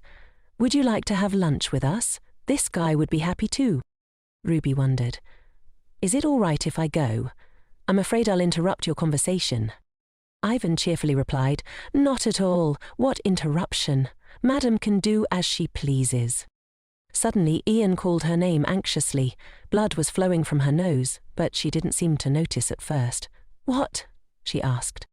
Drops of blood dripped onto the ground. She fearfully raised her hand to look and thought, a nosebleed? Even if I'm not feeling well, I've never had a nosebleed before. Before Ivan could call out worriedly, "Madam, are you all right?" Ruby quickly replied, "I'm fine." She thought, having a nosebleed in front of Isaac is so unsightly, how embarrassing. But the bleeding didn't stop, and as her body swayed, she fell backward. Isaac quickly caught her. Ruby looked up at him fearfully as he called her name. "Why is your body so hot?" Isaac asked, concerned. "Hot? That can't be. Even the doctor didn't know, so how can you?" she thought. Quickly, she stood up, wiping the blood away. "I'm sorry. I didn't mean for you to see this," she said. Isaac asked, "Who did you come here with?" "Alone, of course," Ruby replied. He pressed. "You came here alone, in this condition?" Ivan handed her a handkerchief and said, "Madam, when is the doctor arriving?" "Here's a handkerchief." Ruby smiled and replied, "Actually, I didn't tell anyone. It's not to the point where I need to call a doctor. I'm just a little dizzy. I'm sorry for worrying you." Isaac, still worried, said, "What are you talking about? Your body is burning up." Ivan scolded angrily. "Since when did your family become full of useless people? How can no one know she's this sick?" Ruby pondered. "Well, that's true. Even a renowned doctor couldn't see my symptoms. I thought it was just a side effect of living in someone else's body, but Isaac just said her body was as hot as boiling water, and he even personally wiped her nosebleed. It was both embarrassing and amazing, yet she felt so dizzy. Right after, a loud thud was heard, followed by shouts. "Madam?" Isaac held her up, shouting, "Come to your senses!" Ivan yelled, "Madam!" Ruby's thoughts swirled. Now, Her vision blurred, and she saw only the two men in front of her, trying to wake her up. She knew she had reached her limit. In Ruby's subconscious, she seemed to hear something. Who's wailing like that? Is it Elia or some other maid? Why is she crying? Suddenly, Ruby woke up. She sat up, thinking, how long have I been asleep? The crying still echoed in her ears. Someone has been crying continuously for a while now. Is it really Elia? Something's wrong. Ruby opened the door to her room and saw the doctor talking to Isaac. Anyway, for the time being, madame. Both men turned to look at her, making Ruby think in embarrassment. Were they startled? Who would expect someone standing right in front of the door? The doctor makes sense, but why is that other gentleman glaring at me? The doctor asked, "Madam, are you all right?" Ruby replied, "Yes, but someone keeps crying." Isaac, confused, asked, "What do you mean?" Ruby explained, "I keep hearing crying. I was worried it was Elia, so I came out here." The two men stared at each other. Isaac turned to her and replied, "There's no one crying." Ruby thought fearfully, "No way. It was just a moment ago. Why did it stop now?" She stammered, "I'm not lying. It was just now." The doctor said, "She has never lied to you." Ruby thought in surprise. "Oh, he trusts me that easily?" Isaac turned to the doctor and said, "Sergi, you may leave now." Sergi bowed and replied, "Then I will return tomorrow for a checkup." Ruby said, "Please be careful." Isaac, stealthily glancing at her, wiped the sweat from her forehead. Immediately afterward, he lifted her up. Ruby was startled, not understanding what was happening. Why did he do that all of a sudden? Does he think I'm a package? Wait, I should react shyly here, right? After thinking that, she said bashfully, "You're just like a prince on a white horse." Isaac was speechless for a moment, then said, "It seems you still have a high fever." Ruby asked, "But I had a nosebleed just now, right?" Isaac paused for a moment, then replied, "Not just now. It was 3 days ago." Hearing that, Ruby thought in surprise, 3 days have already passed. She stammered, "I'm sorry for bothering you. Even so, please don't hate me. I thought it was Elia crying." Isaac replied, "Elia wasn't crying." Ruby said excitedly. That's right, she's different from me. But I still have something I'm good at. Isaac asked curiously, What is it? He avoided her, continuing to walk away. Ruby smiled brightly, thinking, It's acting. Isaac glanced at her, then suddenly said, You mean? Ruby asked in confusion. Huh. Isaac, looking annoyed, walked away without saying anything. I'll tell you later, he muttered. Ruby sat up, frustrated, cursing him in her mind. He's been acting cold toward me since last time. Immediately afterward, the door slammed shut, making Ruby feel helpless. Suddenly, a loud noise startled her. What was that? It turned out to be Isaac, banging his head against the wall. He sighed silently, as if he wanted to say something. Ruby thought to herself, I was sick for 2 more days after that. It was just a normal fever, not some annual event. She remembered being examined by Sergi, the doctor. Sergi had instructed her, Madam, you're very ill. You mustn't skip meals. You need to eat and drink properly or you'll collapse again. You absolutely must eat. Ruby thought, scolding me like that. Anyway, the result is a combination of the annual event and the fever. Maybe it's because I fell into the lake before, so the sudden nosebleed or Isaac noticing my temperature can be explained. But why am I so restless? Moreover, she was locked in her room, unable to refuse food. It's really hard work for me, she thought bitterly. To make matters worse, Elle came every hour to ensure she ate. Ruby couldn't run away or secretly vomit the food. Now that the fever has subsided, why are they still overprotecting me like this? Elle had said. Everyone was very panicked when they heard that you had collapsed. Ruby forced a smile and replied, I'm sorry for worrying, Elia. I didn't expect to act so foolishly. Elle shook her head. No, it was my carelessness. Besides, it's the first time I've ever seen my brother so shocked. Ruby thought, Isaac had that kind of expression. She imagined him sarcastically saying, finally dead. I thought he wouldn't react in any particular way, even if I died right in front of him, she thought fearfully. Elle continued, Anyway, it's fortunate you recovered faster than expected. If you're feeling better, how about joining me for the horse riding gathering this weekend afternoon? Ruby smiled and replied, Of course I'll go. Thank you for asking me, Elle. Seeing Ellen's discouraged expression, Ruby thought, I answered immediately. Ruby pondered the horse riding gathering. That Freya and Elia took me to every summer is a golden opportunity to make a good impression, something that could catch the eye of the upper class here. On the day of the horse riding gathering, the maid asked in wonder, Are you really planning to leave it like that, madame? Ruby, unsure what to do, asked back, Let's see. What else should I add? The maid looked at the jewellery box and said, It doesn't seem like something I should give you my opinion on. Ruby, noticing the maid's hesitation, said excitedly, How about you choose one for me? Since you're already doing it, choose one for yourself too. The maid, bewildered, asked, One for me? Ruby nodded in agreement and said cheerfully, Yes, you've taken such good care of me when I was sick. She thought, Oh well, this image is ruined. Ruby continued, Even if I have them, I don't have the opportunity to use them, so I can give them as a thank you gift. Choose anyone you like. If others find out, it'll become troublesome, so it's a secret between us. After Ruby finished speaking, the maid quickly took a piece of jewellery. She glanced at Ruby and thought, This one definitely looks the best. As long as it's a gift from Chaser, it doesn't matter what I take. The maid shyly replied, Thank you, madame. Ruby smiled happily and replied, Take it.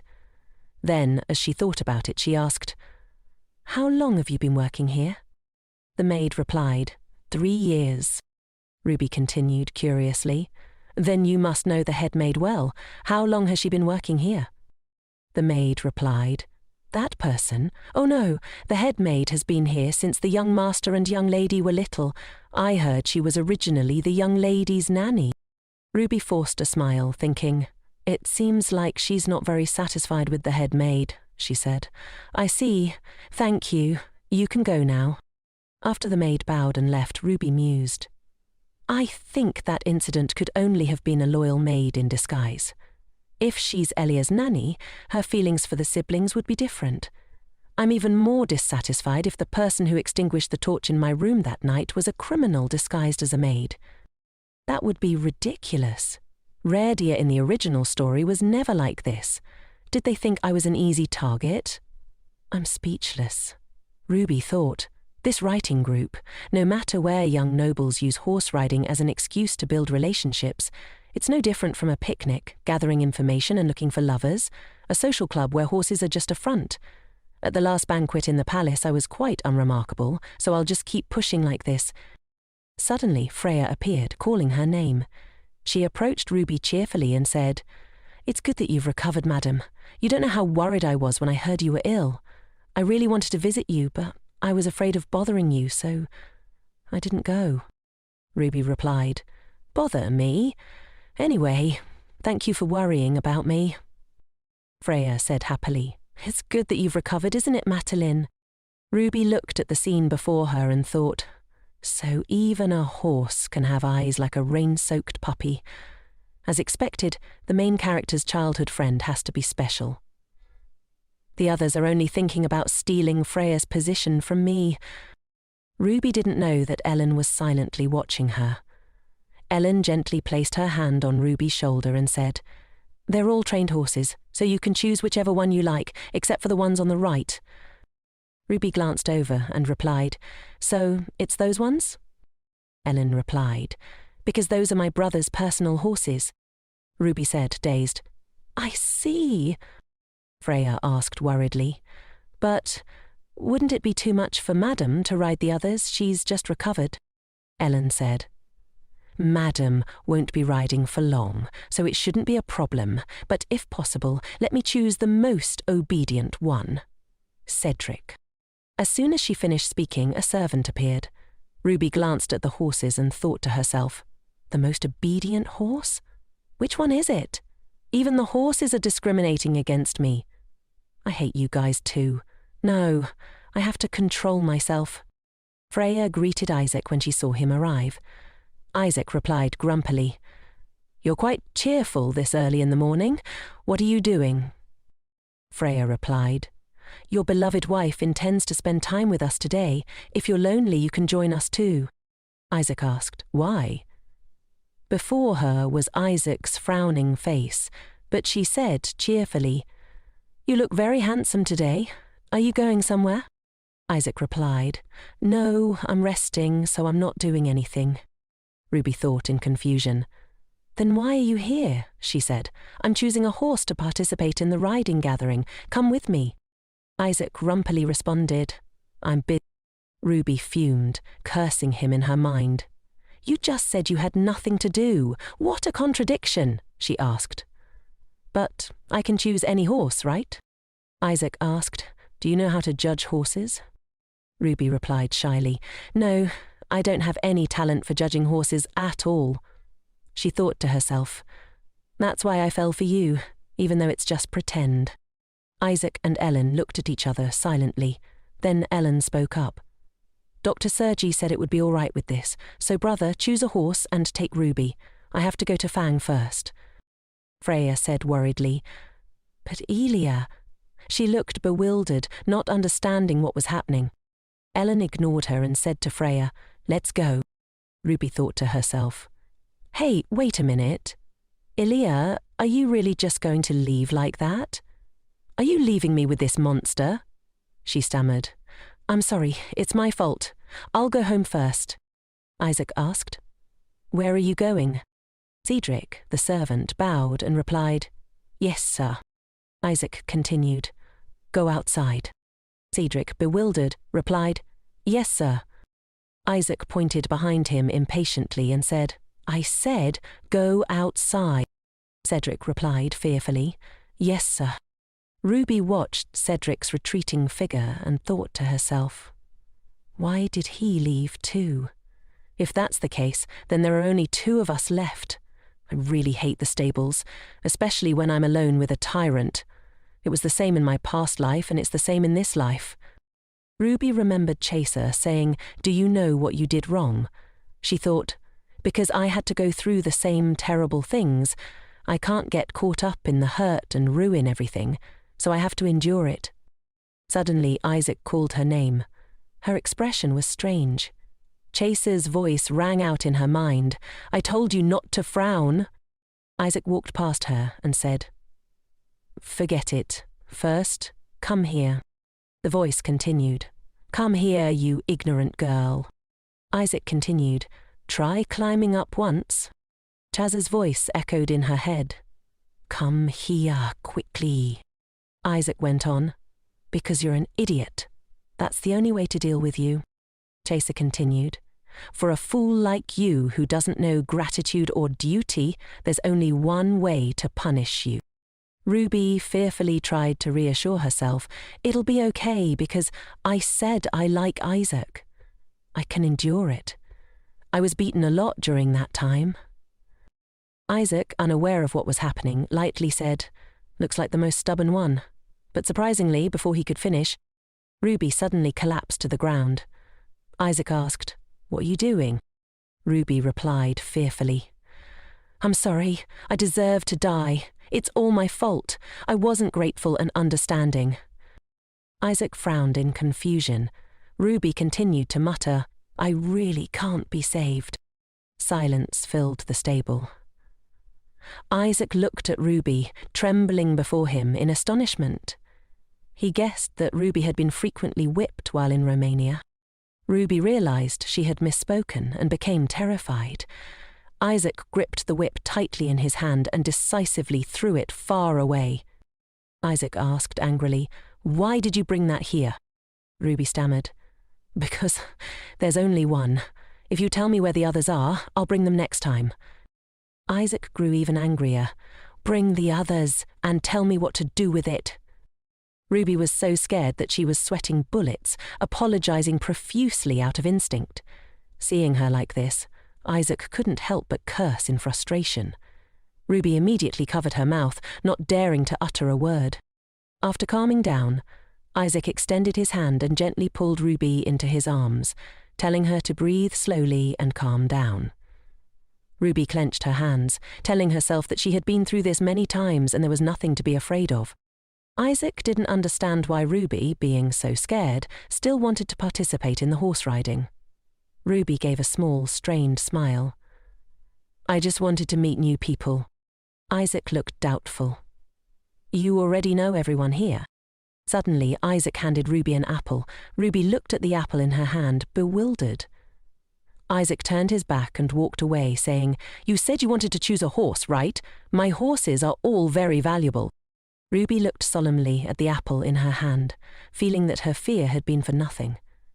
She asked if she could ride Isaac's horse, and he unexpectedly agreed readily. Ruby looked at the horse, worried that it wouldn't let a stranger ride it. Isaac spilled the beans. "If you feed it an apple, it won't recognize its owner." Ruby held the apple in front of the horse and said, "I'll give you this, so please be gentle with me." Isaac quietly observed her from the side. He realized that Ruby seemed to like that horse very much. Ruby explained, "It's because it looks very handsome." Isaac turned and called Cedric back. Cedric hurried over when he heard his name. Isaac said calmly, "I'll go with you." Ruby couldn't hide her joy and asked, "Is that okay? Will you really take me?" Isaac replied indifferently, "I'm resting, so I have nothing to do. It's fine to go for a bit." Ruby remembered that Isaac had said he was busy earlier. Isaac made a bold statement, "I was busy in my mind." Ruby was astonished. She didn't expect this kind of person to exist. The next scene showed the two of them riding horseback, one in front and one behind. Ruby thought to herself, "Isn't this a big step forward? At first, he hated even making eye contact with me." She reminded herself that she had to keep working hard so that Isaac wouldn't lose interest in her. Everyone around them, witnessing the scene, gathered and started gossiping. Their faces were filled with horror, as if they had seen something terrible. Some even asked each other if they were hallucinating. One person was so shocked that they spat out the wine they had just drunk, unable to believe their eyes. Ruby didn't need to turn around to feel the intense energy from the person behind her. Even Ellen and Freya couldn't hide their astonishment. Ellen was the first to speak. "What's going on, brother?" Isaac slowly approached and said, "I have a responsibility to correct what you've done." Ellen was slightly annoyed.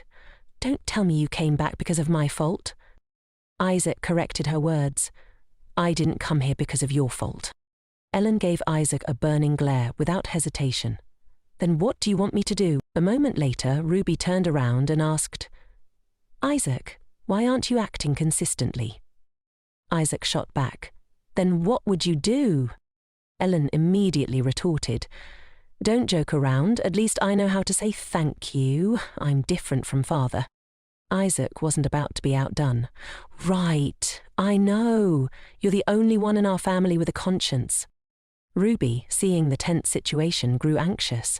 She felt like she was the source of the conflict. Freya, unable to just sit and watch anymore, stood up and intervened before the situation could escalate further. Freya tried to persuade Isaac. "Is this really something worth arguing about? Stop it. We came here to have fun." Ruby, unsure how to get off the horse, sat still, feeling awkward as everyone seemed to forget about her. She could only cry inwardly. Fortunately, Isaac noticed her at that moment. Without a word, he reached out, gently taking Ruby's hand and helping her down from the horse. Once again, Ruby found herself in Isaac's embrace. She took the opportunity to speak up for reconciliation. "Stop arguing," she said softly. Isaac looked at her silently without speaking. Sensing his hesitation, Ruby quickly added with a playful pout, "Don't be angry because of me. This handsome face will be ruined." Freya, standing nearby, observed the interaction. Her expression suddenly became unreadable. Isaac remained quiet for a moment, then finally sighed and replied, "I'm not angry." Isaac even deliberately asked Ellen, "Are you angry with me?" as if to prove there was no tension between them. Despite the atmosphere calming down, Ruby still felt the need to thank Isaac. She looked at him affectionately, grateful for his support. Ruby said, "I will definitely not forget today. I'll even write it in my diary. Is that okay?" Isaac just shrugged and said, "Do as you please." Ruby forced a bright smile, though inwardly she was exhausted from maintaining this facade. After everything settled, everyone called her to the banquet table. As she approached, her face fell upon seeing a golden turtle figurine proudly displayed. Her hand trembled as she hesitated to touch the handle, wondering why it had to be a turtle. After a moment of mental struggle, Ruby managed to pick up her teacup. Ellen, noticing her unease, explained, "It's always like that between us," referring to the earlier tension with Isaac. Freya, still concerned, added, "Leaving Isaac alone like that can't be good." Ellen replied indifferently, "He'll know how to behave." Ruby looked at Isaac's back, lost in thought. As she tried to focus on the present moment, someone suddenly addressed her. "Is Madam's health all right?" It was Miss Conin, who was clearly looking for an opportunity to bring up the incident at Elmerport. Smirking, she added, "I heard Madam even had a nosebleed." Ruby instantly recognized Conin's intention to embarrass her in front of everyone, but she played dumb, responding politely, "I sincerely thank you for your concern, Miss Conin." But Conin wasn't done. "Ever since last time, I haven't seen Madam eat much. Is Madam on a diet, or is the food here not to your liking?" Ruby chuckled internally at the absurdity of it all, given that Conin had only met her twice. She casually replied, "I'm naturally a light eater." Conin then began lecturing. "Unlike in the South, here in the North you must take better care of your health. You wouldn't want to become a burden to others." Feigning gratitude, Ruby continued to smile. "Thank you for your concern, Miss Conin. Perhaps we should exchange more words over a cup of tea sometime." Later, Conin, at a loss for words, just smiled awkwardly. At that moment, a plate of cake was placed in front of Ruby. Ellen, noticing that Ruby had been busy with the conversation and hadn't eaten anything, proactively offered her the cake. Out of the blue, Freya brought up Ellen's earlier argument with Isaac. "Speaking of older brothers," she said, "I have one too. He's a reliable person." The topic naturally shifted to Ruby's brothers. When asked about them, Ruby simply replied, "My brothers often listen to my whims." Freya immediately expressed envy. "If I had brothers like that, I'd miss them a lot." Ruby sensed a hint of judgment in her words, but didn't dwell on it. She simply smiled and said, "Since I'm enjoying myself so much here, I haven't really thought about them." Taking advantage of the mention of Ruby's family, someone brought up Cardinal Valentino's visit to Arundel this year. Ruby, surprised by the question, replied that she had never heard of such a thing. She was also quite taken aback by Cesari's fame. The match was scheduled for late autumn, so Cesari would be arriving in a few months. Whether it was Cesari or Isaac, both were equally arrogant, and it was hard to imagine what would happen if the two ever met. After the banquet, Freya and Ruby went horseback riding in the forest. During their ride, Freya reassured Ruby, "Don't mind Conan. She's not necessarily a bad person. It's just that she's pursued Isaac for a long time, so she's a bit jealous." Ruby waved her hand dismissively, signalling that she understood. She even said with a smile, "I had anticipated that many ladies would admire my husband. After all, he's so dashing." Freya immediately complimented Ruby on her amiable nature, and the two continued their ride in good spirits. Freya added, "Actually, at first, I thought Madame was a formidable person." Ruby asked curiously, "Why is that?" Freya explained, "Because Madame is the Princess of Romania." Ruby nodded in agreement. If it were the original Rhea, it would be so, she thought.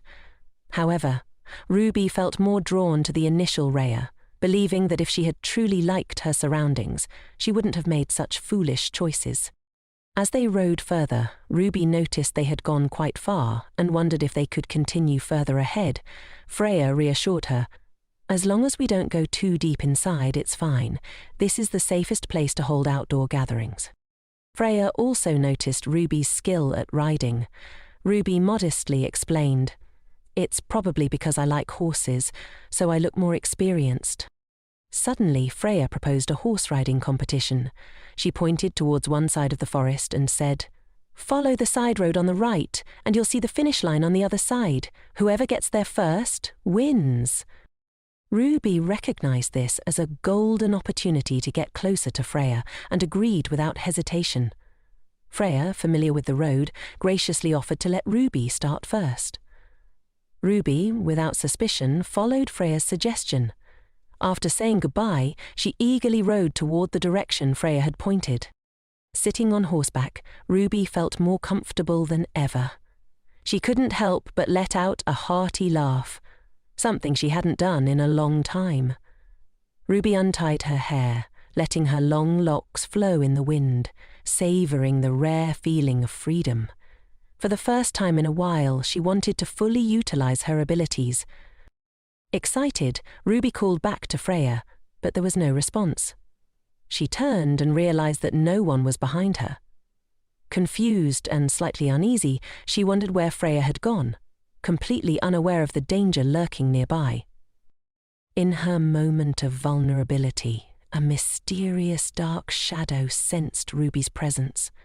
Taking advantage of her unguarded moment, it extended its tentacles and grabbed her ankle, pulling her off balance as her heart raced in panic. Ruby, caught off guard by the sudden attack, lost her balance and fell off her horse.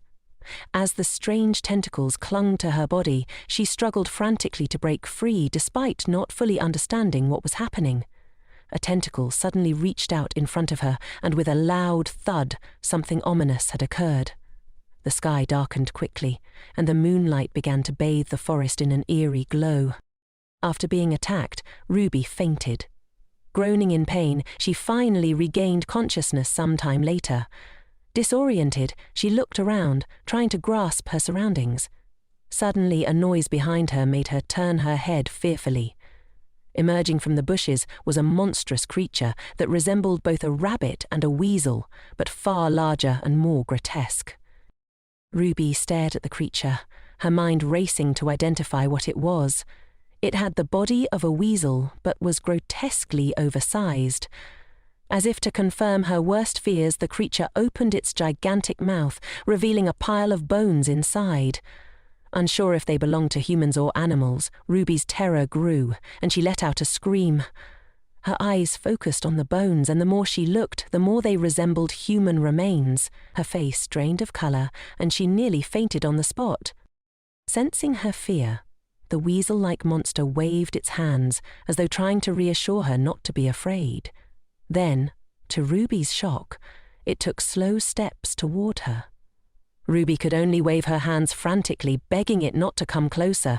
Just as she feared she was about to become its next meal, the creature suddenly scooped her up in its arms. Without a word, the monster held her tightly and began to run, darting through the forest at a terrifying speed. Ruby, still in shock, assumed it was carrying her away to finish her off. She cried out in desperation, pleading with it to let her go, but the creature showed no sign of stopping. Ruby thought in despair, "I tried so hard not to die at the hands of my husband, but now I'm going to be eaten by a fat monster." A sound, like that of a ferocious beast, echoed through the silent forest. Ruby and the weasel monster were hiding behind a rock, quietly observing. Curious about the source of the noise, Ruby peeked over the rock. The weasel monster quickly pushed her head down, urging her to stay hidden. The footsteps grew closer and closer. Ruby covered her mouth, trying to stifle any sound, but just at that moment she hiccuped. The noise wasn't too loud, but it was enough to draw the attention of the thing approaching. What appeared before them was a monstrous figure, an eerie, headless corpse riding a horse. Ruby, terrified, carefully observed the creature, unsure of what kind of monster it was. The headless rider scanned the area, seemingly searching for Ruby. She could only hold her breath, praying it wouldn't find her. With each of the rider's approaching steps, Ruby squeezed her eyes shut, refusing to reveal any sign of her presence. After what felt like an eternity, the terrifying creature finally turned and left. Ruby exhaled in relief, her heartbeat still racing. When she looked to the side, she saw the weasel monster scurrying off into the shadows. Ruby also noticed that the dark purple tentacles that had attacked her earlier were writhing nearby, occasionally sparking with electricity. Instinctively, she reached down to touch her ankle where the tentacles had grabbed her. Before Ruby could examine her injury further, the weasel monster returned. It gently placed a leaf on Ruby's forehead. Ruby, stunned, didn't know how to react to the strange gesture. After a moment of confusion, she realized that the creature was trying to help her. Hearing it make a soft noise, Ruby asked excitedly, "Can you understand me?" The weasel monster waved its hand in response, signaling that it did. But when she asked if it understood human language, it shook its head vigorously. It seemed that the creature could only understand the sound of Ruby's voice, not her words. Ruby, sensing the creature's willingness to help, decided to ask for one more favor. "Can you take me home?" The weasel monster's mood suddenly shifted, and it seemed strangely dejected. After a brief pause, it regained its composure, though Ruby couldn't help but notice the lingering sadness in its eyes. The weasel monster gestured for Ruby to climb onto its back. As she touched its hand, a surprisingly soft sensation spread through her fingers. Once Ruby was securely positioned, she informed the weasel monster that they could depart. With that, it leapt into the air, carrying her swiftly through the forest towards home. Meanwhile, on the other side of the forest, a search party was in full motion, calling out for Ruby. Andy, one of the searchers, shouted, "Madam, where are you?" Just as he finished, a rustling noise came from the bushes behind him. Andy cautiously turned to investigate. Something had just darted away. He moved closer and shone his light on the source of the noise. To his surprise, there was Ruby, sitting on the ground, covered in scratches and wounds. "Madam," Andy exclaimed, relief washing over him. "It's so fortunate you're safe." Isaac, upon hearing Andy's shout, froze in place. Andy quickly reported to him, "I found Madam." Ruby, still shaken and disoriented from her encounter with the monster, felt a wave of fear wash over her as she faced the search party. Though she was relieved to be away from the weasel monster, the thought of facing Isaac made her stomach churn. She felt even more terrified.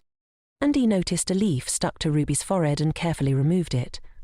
As he turned it over, he saw blood on her skin beneath it. Ivan, another member of the party, gently pushed Andy aside and told Ruby, "Come quickly, let's take you back."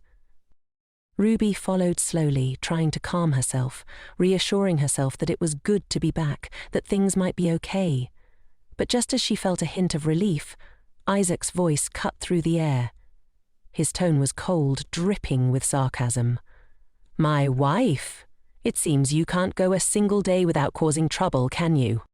The words sent a jolt of panic through Ruby. Her heart pounded rapidly and her knees trembled. Overwhelmed by fear and exhaustion from her injuries, she lost her balance and collapsed to the ground. Looking up at Isaac, she was filled with dread. In that moment, it truly felt as if he was going to kill her right there on the spot. Seeing Ruby in such a state only made Isaac angrier. His voice was sharp as he sternly commanded, "Get up!" Andy, wanting to speak on Ruby's behalf, was abruptly cut off. "Didn't I tell you not to attract my attention like this?" Isaac snapped. Ruby knew she had upset Isaac again. She obediently lowered her head and apologized, trying her best to hold back tears. But what else could she do? Isaac frowned, clearly frustrated. He didn't want to see Ruby like this at all. In front of everyone, Isaac unexpectedly lifted Ruby into his arms. His tone serious, he said, "We need to treat her wounds first." He then ordered all his subordinates to withdraw from the forest. Andy and Ivan, who had been bracing themselves for Isaac to vent his anger on Ruby, breathed a sigh of relief. The group headed straight toward the castle, but the atmosphere was tense and quiet, with only the sound of the horses' hooves breaking the silence. Isaac allowed Ruby to lean against him, adjusting his pace to the slowest possible speed to avoid aggravating her injuries. Ruby, feeling the warmth of his embrace, secretly observed his face. But Isaac betrayed no emotion. She couldn't tell what he was thinking. Slowly, Ruby closed her eyes, feeling the exhaustion from the day's events catching up with her. Once back at the castle, Ruby's wounds were bandaged, and she drifted into sleep. After what felt like hours of deep rest, she slowly opened her eyes. The first thing she saw was Isaac sitting at her bedside, quietly watching her. Her immediate reaction was to apologize. "I'm sorry for falling asleep," Ruby murmured, her voice still groggy. Isaac didn't waste time. "Explain everything," he demanded. Ruby, still confused, hesitated for a moment before recounting the day's events truthfully. She told him that Freya had suggested a horse-riding competition, that she had set off along the path Freya indicated, and then, out of nowhere, something had reached out from the bushes. Ruby's heart raced as Isaac's words landed heavily in the air. She had been trying to make sense of everything that had happened, and now this shocking revelation. Freya had said she led Ruby into the forest at her request, and that she tried to stop her because she knew it was dangerous. Ruby's mind swirled. She couldn't fathom why Freya would say such a thing. Isaac's piercing gaze was unwavering as he asked, "So, is Freya lying?" His words were like ice, cutting through Ruby's confusion. A wave of questions crashed through Ruby's mind. Why would Freya lie about this? Was she trying to avoid taking responsibility, or was there something more sinister behind it? Everything had been fine just moments ago, and now the situation had turned on its head. Isaac didn't wait for an answer. Go back to Romania. I'll take you back no matter what," he declared, his voice firm. Ruby's eyes widened in shock. She had always known that their marriage would end eventually, but not like this. The Romanian royal family would be more than happy to find an excuse to annul their marriage, and her father's family would probably demand it. But Isaac was the one saying it. Her mind raced, wondering if he was doing this out of anger or something more. The reality of the situation hit her hard. If the marriage was annulled, Elle would be forced to marry the Prince of Doria. If Elle died, Ruby would be left helpless, and her father's accomplice would have succeeded in his plan. She couldn't let that happen. Isaac's cold voice broke through her thoughts. "Anyway, we didn't marry for love. You being here isn't good for either of us, so go home." For the first time, Ruby felt a surge of defiance rise within her. She clutched the blanket, her emotions overwhelming her. Without thinking, she threw herself at Isaac, kneeling at his feet in desperation. "I can't go back," Ruby pleaded, her voice breaking. Tears streamed down her face uncontrollably. "It's all my fault. I won't do it again. Please forgive me. I'll accept any punishment. I'll accept whatever punishment I deserve, please." Isaac's expression hardened as he forced her to look at him. He took a deep breath, his voice turning cold and cruel as he confessed his feelings for the first time. "I hate you. Your lowly status disgusts me. Why do you always act like this? Whether you live or die isn't my concern, but why am I causing such a commotion in the middle of the night?" Ruby's heart shattered at his words, the final blow to her already fragile spirit. "Just because of you? What are you that I should care so much? I'm going crazy trying to understand." Isaac's words hung in the air, sharp and cutting. After his outburst, silence filled the room. Ruby, her heart heavy, realized something. Despite everything, she had become more than just a passing thought to Isaac. He had wavered, even if only for a moment, because of her words. It was a small victory in a sea of conflict, but to her it was everything. She was no longer invisible to him, no longer just a side character in his life. "I'll do anything," she repeated, her voice soft and desperate, like a broken record that couldn't stop playing. Isaac paused, his eyes flicking toward her as if assessing her sincerity. Ruby's voice was unwavering as she repeated herself once more. "I'll do anything, so please spare me." Isaac's expression softened for just a moment before he put his hands to his face in frustration and stormed out of the room, leaving Ruby to sink into the depths of despair. The silence was deafening, suffocating her with its weight. Freya van Fuana, a perfect noble lady, always confident, elegant, and adored by all. She had been described in the novel as a character who never lost her composure. No matter how much Rhea provoked her, Freya always played the role of peacemaker, dealing with every situation with intelligence and grace. This was the kind of woman Ruby had hoped to befriend, thinking that perhaps they could become close despite the dangers that surrounded her. But Freya's hostility from the start had made no sense. Ruby had done nothing to provoke her. Then, a sentence echoed in Ruby's mind, one that had been haunting her for some time. "An existence not worth caring about is becoming increasingly bothersome." Ruby didn't understand it.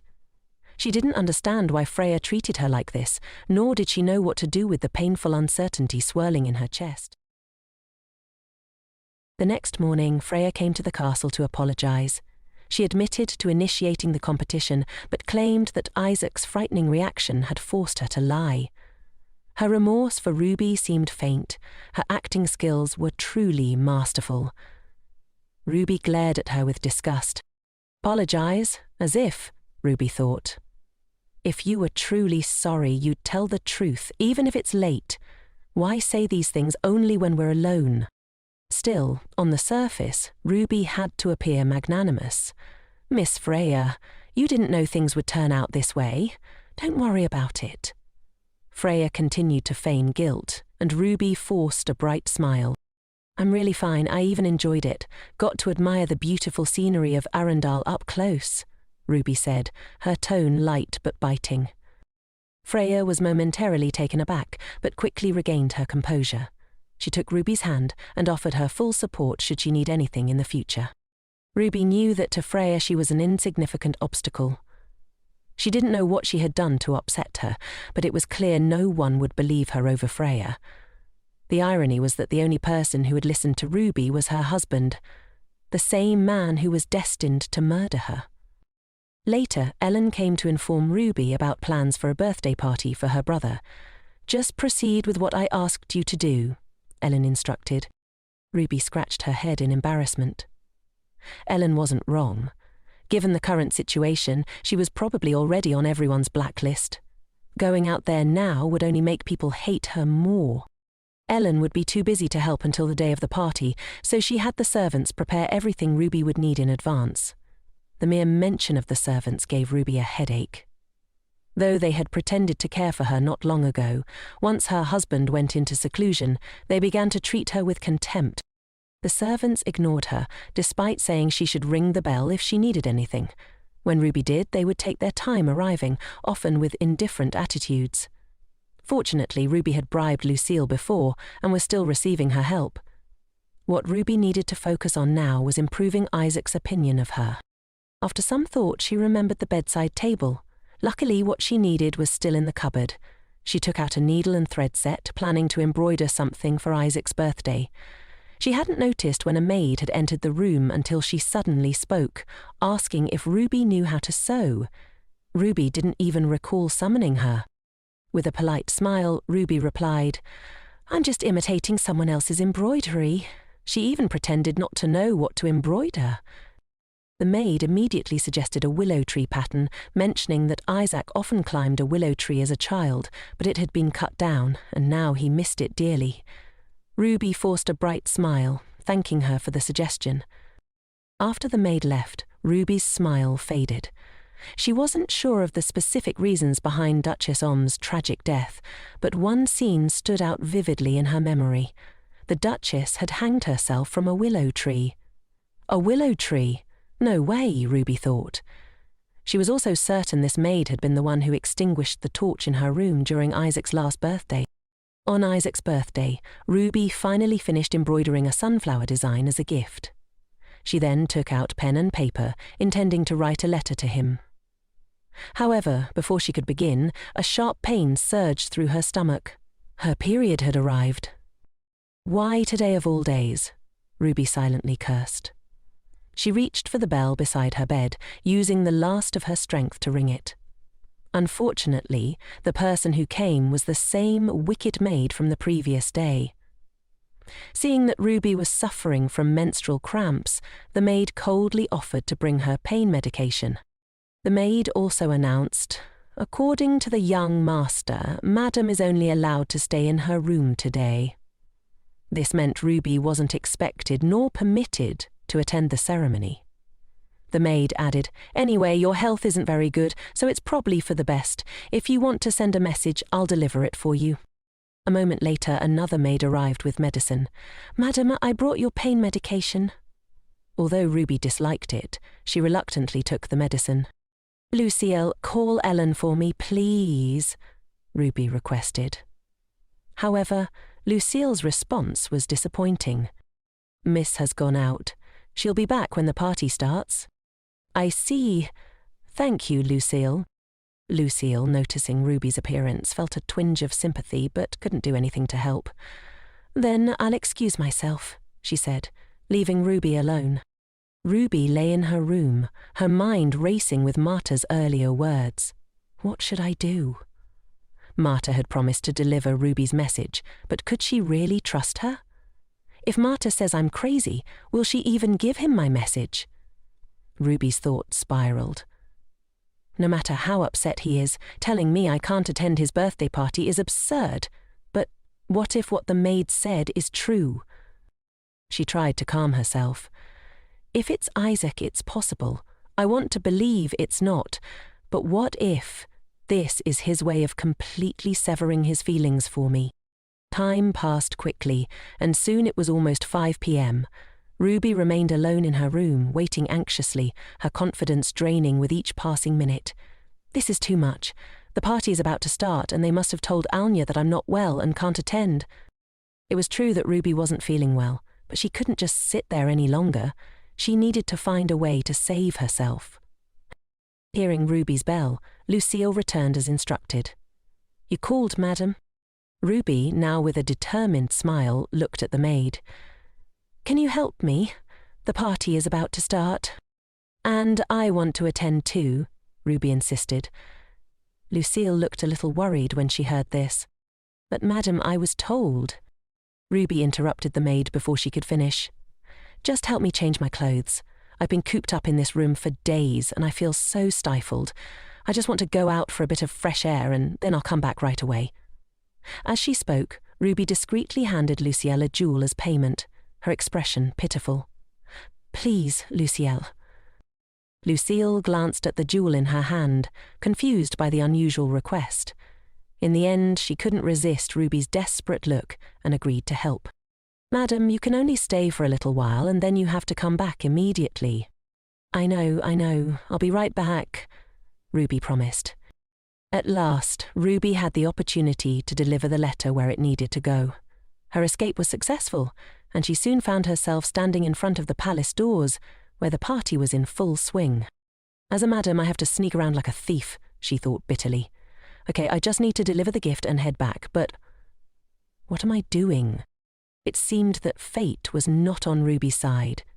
Though the sky had been calm, a sudden clap of thunder echoed, followed by an unexpected downpour. Ruby could hardly believe her misfortune. Why did it have to rain right now?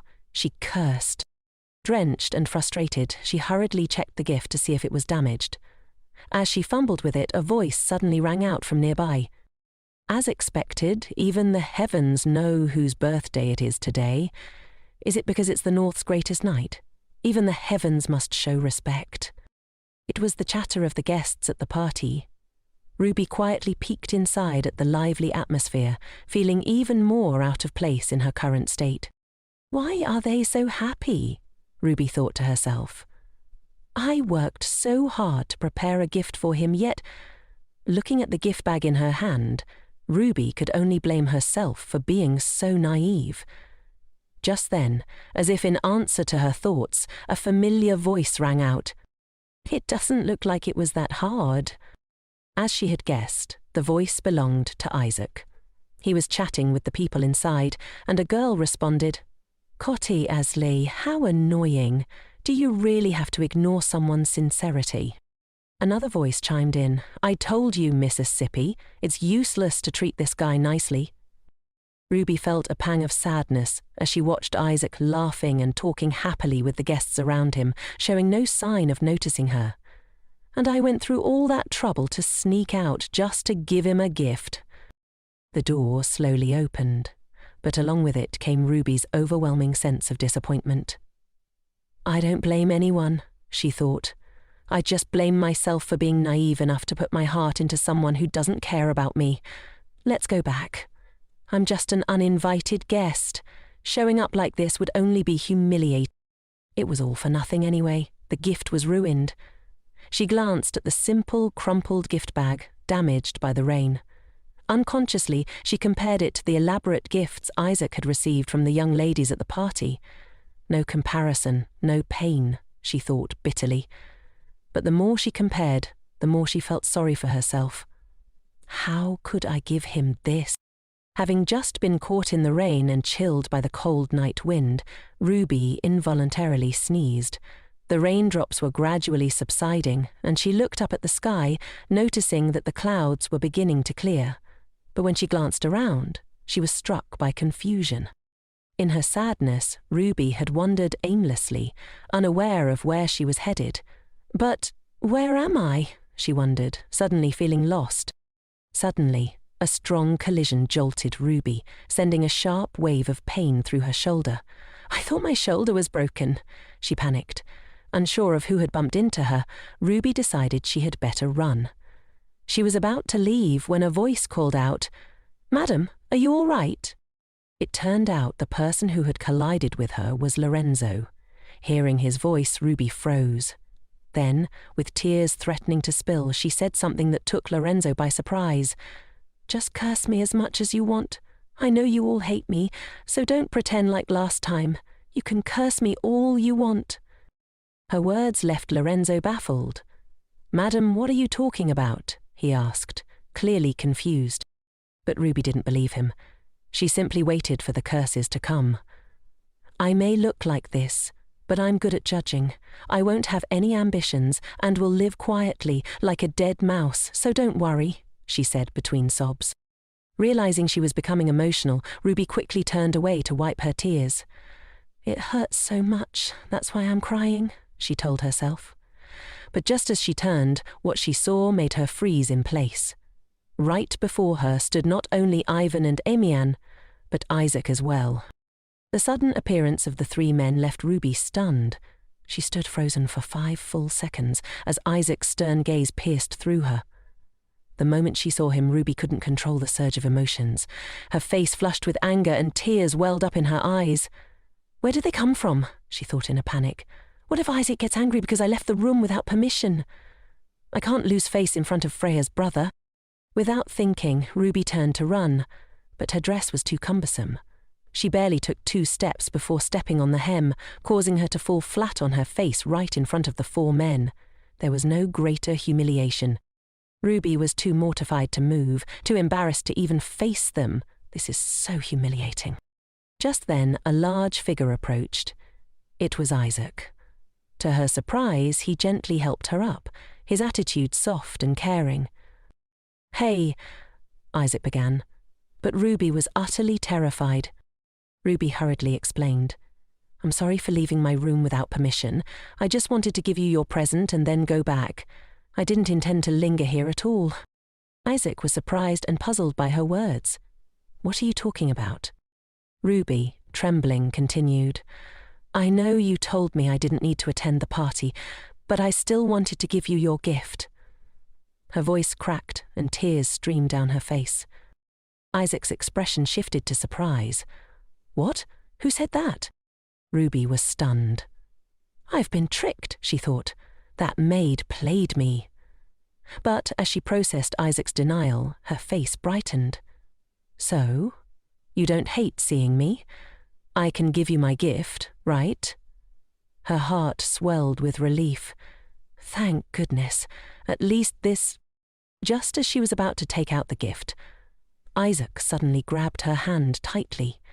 He looked directly into her eyes, a distressed expression on his face. He opened his mouth to say something, but the words seemed to catch in his throat. Before he could speak, a loud shout startled them both. "Damn it, Lorenzo, you've been whispering nonsense behind my back again, haven't you?" Ruby timidly peeked behind her and saw a chaotic scene unfolding.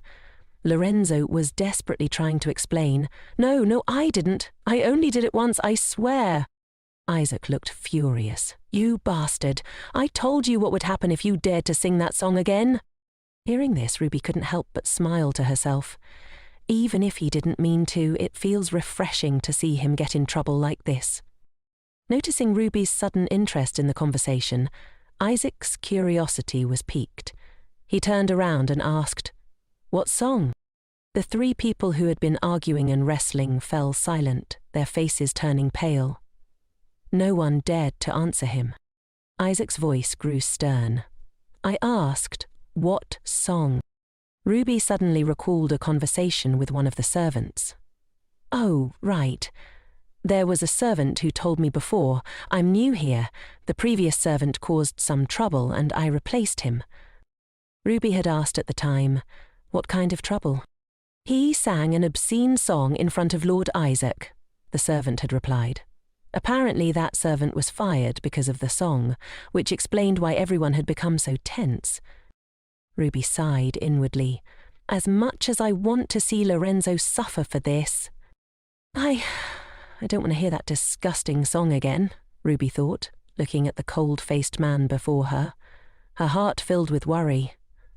I hope that song didn't reach Isaac's ears. Trying to divert his attention, Ruby cleverly sneezed. Seeing her like this, Isaac's expression softened with concern. "Are you all right?" he asked, sounding heartbroken. It was the first time Ruby had ever seen him so warm towards her. Overcome with emotion, she blurted out, "You're such a caring person. Are you not angry anymore? You don't hate me, right?" Her words made Isaac blush, and he quickly looked away, trying to compose himself. With a steady voice, he gently helped her up and said, "Let's go inside." But Ruby suddenly remembered her soaked dress. Wait a minute. You're telling me to attend the party looking like this? As soon as they entered the hall, Ellen rushed over, her face full of concern. "Ruby, what happened?" Isaac replied curtly, "We'll talk later. Take her to change her clothes and then come back." In the dressing room, Ellen looked at Ruby and said, "The maid said you weren't feeling well and couldn't attend the party. When I left, you didn't look well either, so I thought you really couldn't come. What happened?" Without thinking, Ruby responded, "I feel much better now. It was just period cramps. I was told I didn't need to attend the party today, so..." Ellen's expression immediately darkened. "Ha! Who said that?" Ruby didn't need to answer. From the look on her face, Ellen already knew who it was. She sighed and shook her head dejectedly. "For now, let me get you some of the pain medication my brother uses." Ellen, still worried about Ruby being left alone, enthusiastically escorted her back to the main hall. "Ruby, try this," she said, offering her some food. "You haven't eaten anything all day." This concern made Ruby feel a little flustered. "Ellen keeps telling me to eat whenever she sees me. I'm really fine." Suddenly, a girl approached and asked, "Ellen, what's wrong? Isaac doesn't look very well." Ellen immediately went to check. "I don't know either, but let me go see. You stay here with Ruby." Ellen, always enthusiastic and concerned, led Ruby out to the main hall after helping her change. "Try this, Ruby. You haven't eaten anything all day," she said, handing her a plate. Ruby felt flustered. "Ellen keeps telling me to eat whenever she sees me." "I'm really fine," she thought. Suddenly, a young girl approached and asked, "Ellen, what's wrong? Isaac doesn't look very well." "I don't know either," Ellen replied, quickly turning her attention to Isaac. "Let me go check. You stay here with Ruby." Ruby blushed. "Hey, I'm not a child who needs looking after," she muttered to herself. As soon as Ellen left, 3 men hurriedly asked, "Is Madam all right? I heard she wasn't feeling well." Still trying to explain, Ruby replied, "It's a bit complicated, but I'm fine now." The young lady looked relieved, her face filled with concern. "Thank goodness, I was so worried," she said, but then added, "Is something wrong between you and Isaac?"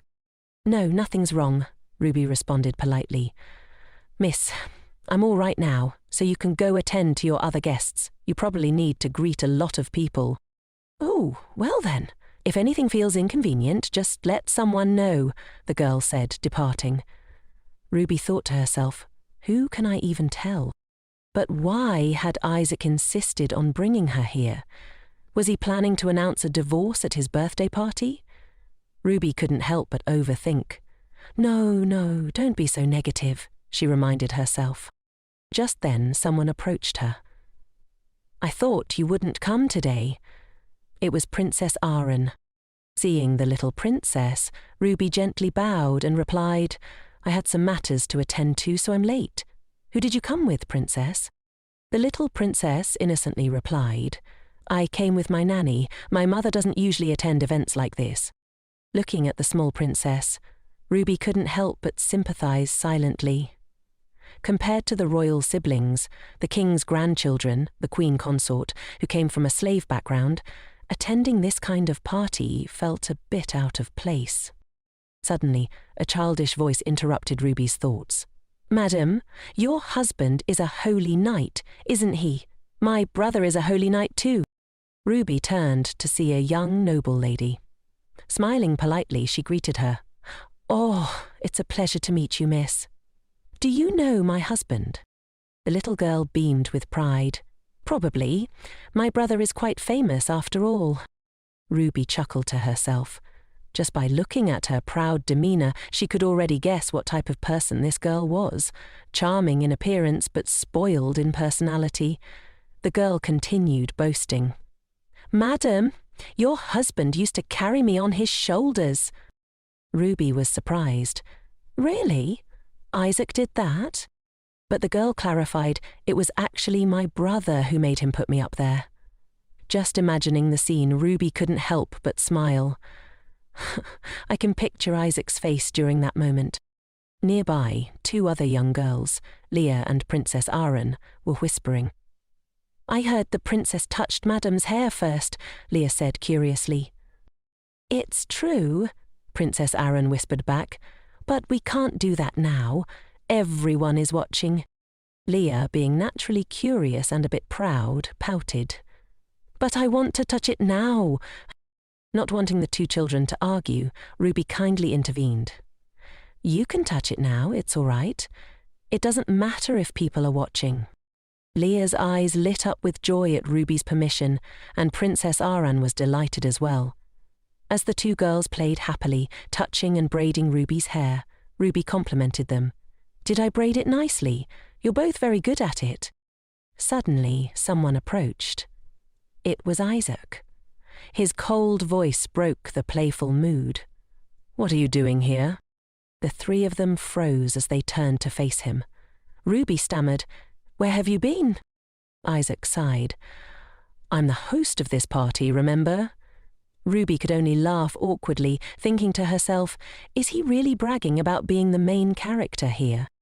Just then, Leah's brother appeared as well, smiling as he observed the scene. As expected, Madam is playing with her. Ruby raised an eyebrow. "As expected? What do you mean?" He playfully scolded his little sister. "Leah, have you properly greeted Madam?" Leah giggled mischievously. "Yeah, I even cursed you a little too." Ruby laughed, explaining to Isaac, "The princess and Leah were just playing with me." Suddenly, a hand appeared before Ruby's eyes. Is he being more generous to me because it's his birthday, or is he just moody, she wondered.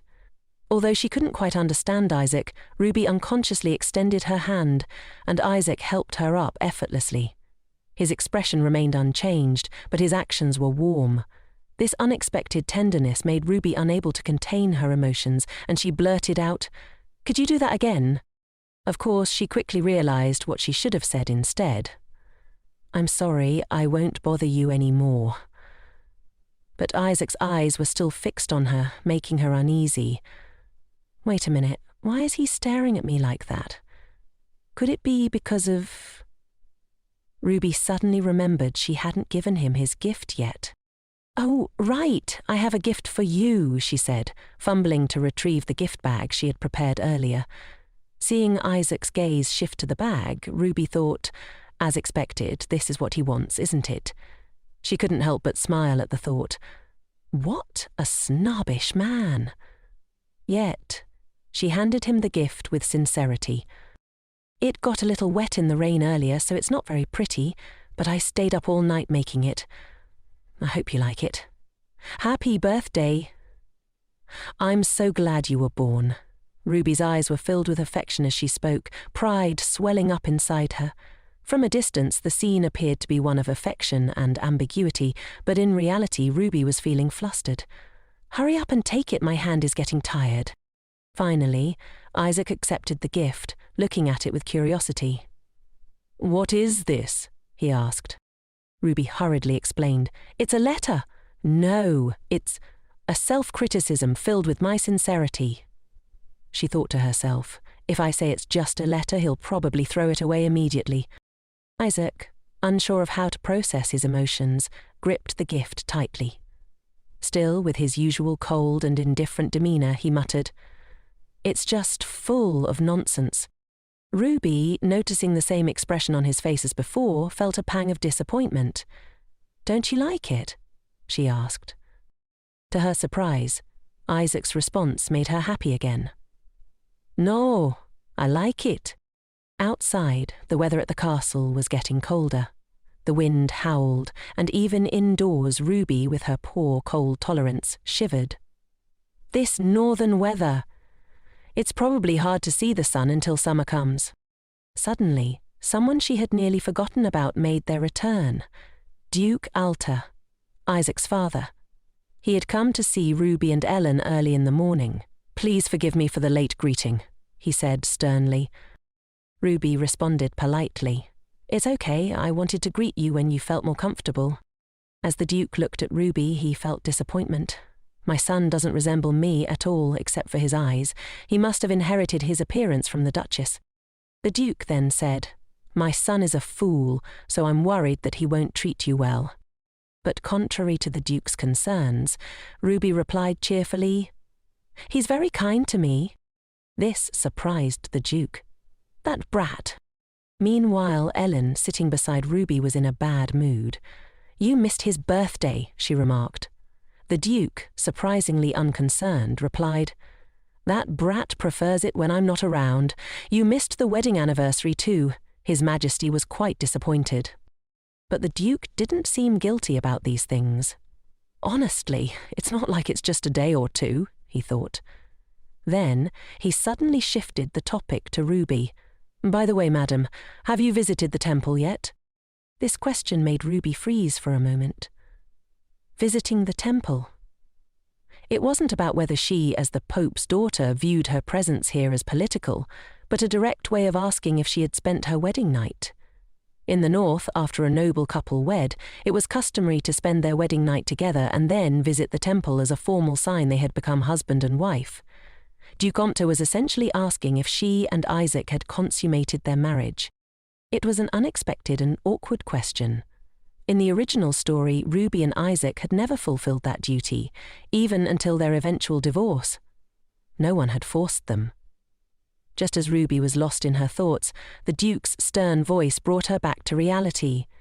He had already guessed the situation from her hesitation. Seeing the tension, Ellen tried to diffuse the situation, saying, "He wasn't there that day."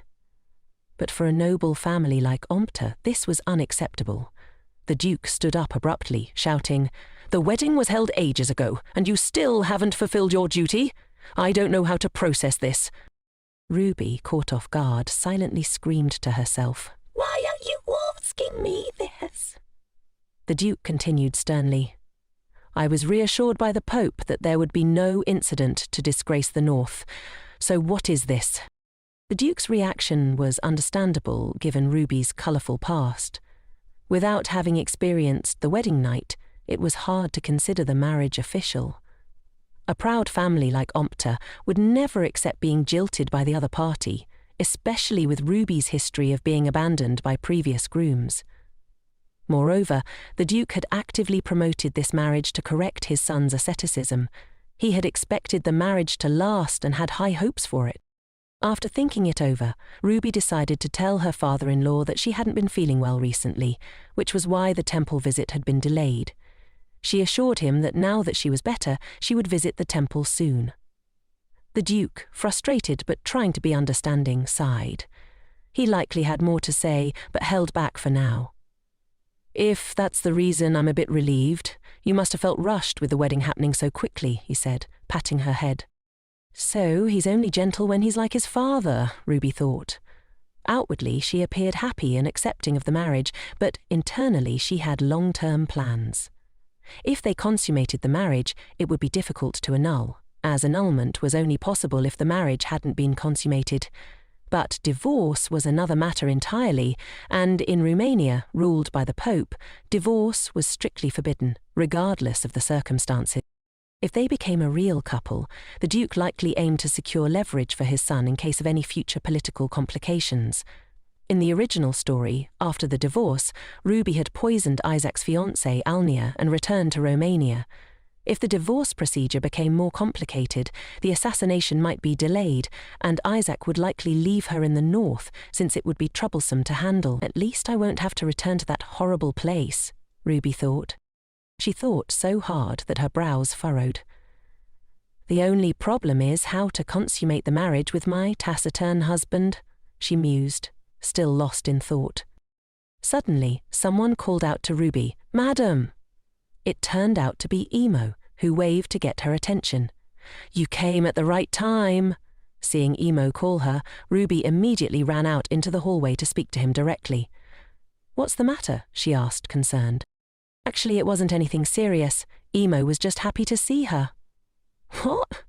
It seems he's just free," Ruby thought, as Emo casually continued the conversation, asking if she had come to see Isaac.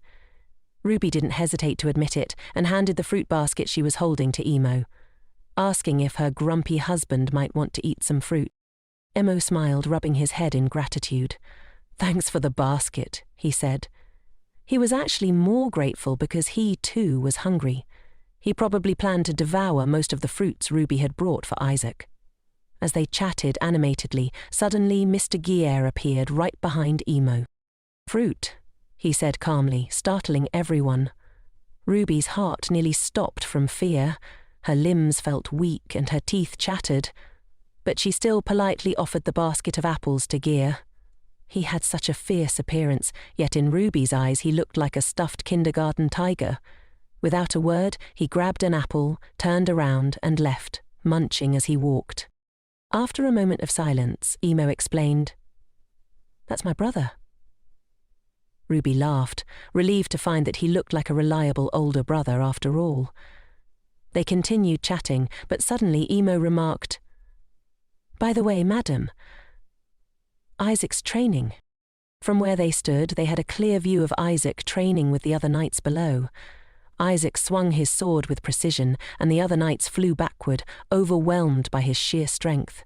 Ruby and Emo, impressed, started cheering for Isaac. "So cool! Truly my superior!" they shouted, waving energetically. Isaac, hearing their cheers, paused for a moment. He looked up at the balcony with a loving gaze, though his expression made it seem like dozens of knives were about to be thrown at them. Ruby, stammering, said, "Sir Knight, the best knight in the north, is different, right?" Emo nodded but added with a chuckle, "Yeah, but sometimes he feels more like a monster, don't you think?" Ruby and Emo exchanged awkward laughs. Just as Gear left the scene, Ivan appeared out of nowhere and ambushed Emo, hitting him hard on the head. "While we train hard and sweat, you're lazing around like this," he scolded. Then, noticing Ruby, Ivan quickly changed his tone. "Oh, madame, you're here early today." His expression softened when speaking to Ruby, turning from harsh to sweet in an instant, like flipping a pancake. Seeing Emo get scolded to the point where his IQ seemed to drop, Ruby quickly intervened. "Sir Ivan, Emo was keeping me company so I wouldn't be lonely," she explained. But before she could finish, Ivan interrupted. "Madam, this guy isn't a knight, he's just a mere attendant," he said, gesturing toward Emo. Poor Emo could only nod in agreement. Yes, you can just call me Emo," he admitted sheepishly. Just then, someone from the courtyard below shouted, "Emo, are you seducing the madam?" It was Isaac, making his way up the stairs with deliberate heavy stomps. Reaching Ruby, Isaac wiped the sweat from his brow, glancing at her with a teasing smile. Seeing this, Ruby couldn't help but slip into her usual antics, looking at Isaac with sparkling eyes. "You know, you were super cool just now. I think I've fallen for you all over again," she said, her voice dripping with cheesy sweetness. Isaac gave her a look that left everyone speechless. As soon as Isaac arrived, Ivan quickly dragged Emo away, muttering, "Come on, you." It was unclear why Ivan always seemed to drag Emo around to bully him, but Emo followed without much resistance. "Am I interrupting your training?" Ruby asked, her voice innocent. Isaac, ever the straightforward one, nodded immediately. "Yes, you are," he replied, surprising her with his bluntness. Isaac didn't say anything more, though. Instead, he silently took an apple from Ruby's basket. Grumpy as always, Ruby thought. Didn't he say earlier he didn't need anything? But here he was, eating the fruit she had brought. What Ruby cared about more, though, wasn't the fact that Isaac ate the apple. Her eyes accidentally landed on him, and she couldn't look away. Suddenly, Ruby noticed the beads of sweat on Isaac's neck. Without thinking, she stealthily reached out to wipe them. Isaac reflexively turned to her, eyebrows raised. "What are you doing?" he asked, a sharp edge in his voice. Ruby quickly withdrew her hand and awkwardly explained, "I just wanted to wipe the sweat off your neck." But Isaac only glared at her, muttering, "It's dirty." "What's dirty?" Ruby thought, confused. "But I washed my hands when I arrived," she explained with a hint of frustration. "It's not your hands," Isaac mumbled, cursing under his breath, though it wasn't clear why he was suddenly so annoyed. His reaction was confusing, and Ruby felt the growing tension between them again. Though the atmosphere had softened since his birthday party, they still weren't as close as they once were. Still, progress was progress, right? "By the way, your father is back," Ruby tried to shift the conversation. Isaac, ever the blunt one, responded with a casual, "oh," without a hint of sincerity. His nonchalance left Ruby feeling even more awkward. "And he seems a little angry," Ruby continued. Isaac, unbothered, tossed the apple aside. "That old man's always angry," he said, as if it were nothing. Ruby glanced at the discarded apple, her mind racing. That's scary. I almost became that apple, she thought, dreading how she'd bring up what was really on her mind. Noticing her suspicious expression, Isaac asked, "You've had a weird look on your face for a while now." "Me?" Ruby stammered. "Who else is here besides you?"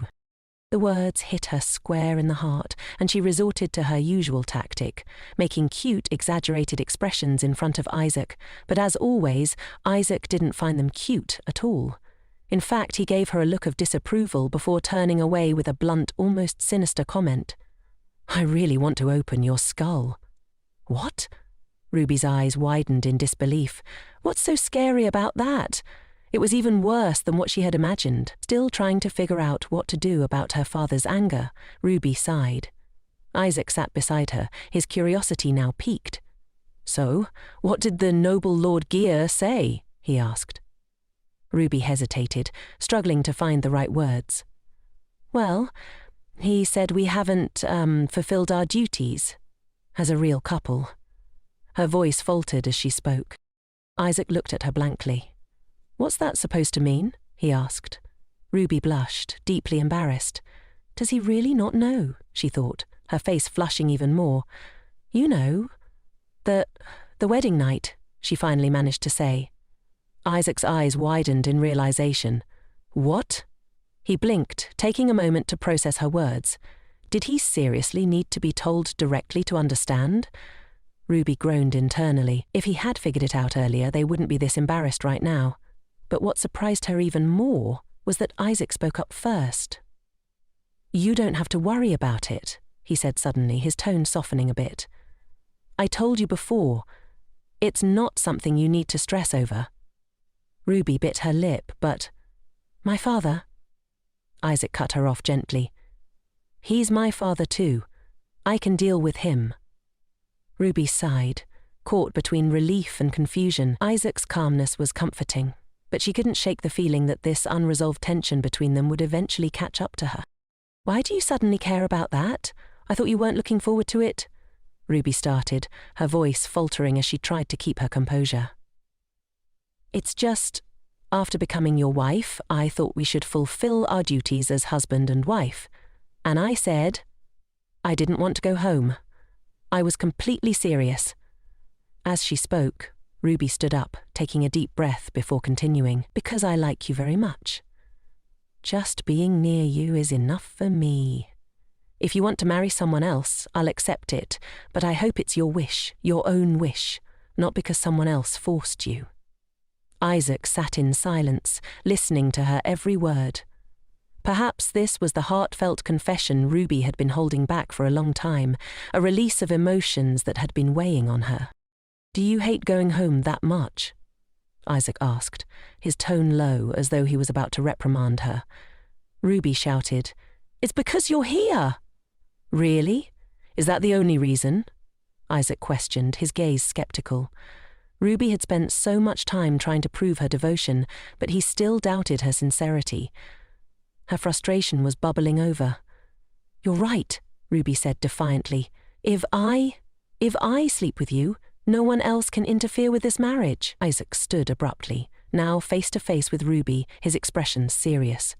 "If you want to change your mind, say it now." His sudden intensity made Ruby a little apprehensive, but she stood her ground, refusing to waver. "I won't change my mind," she said firmly.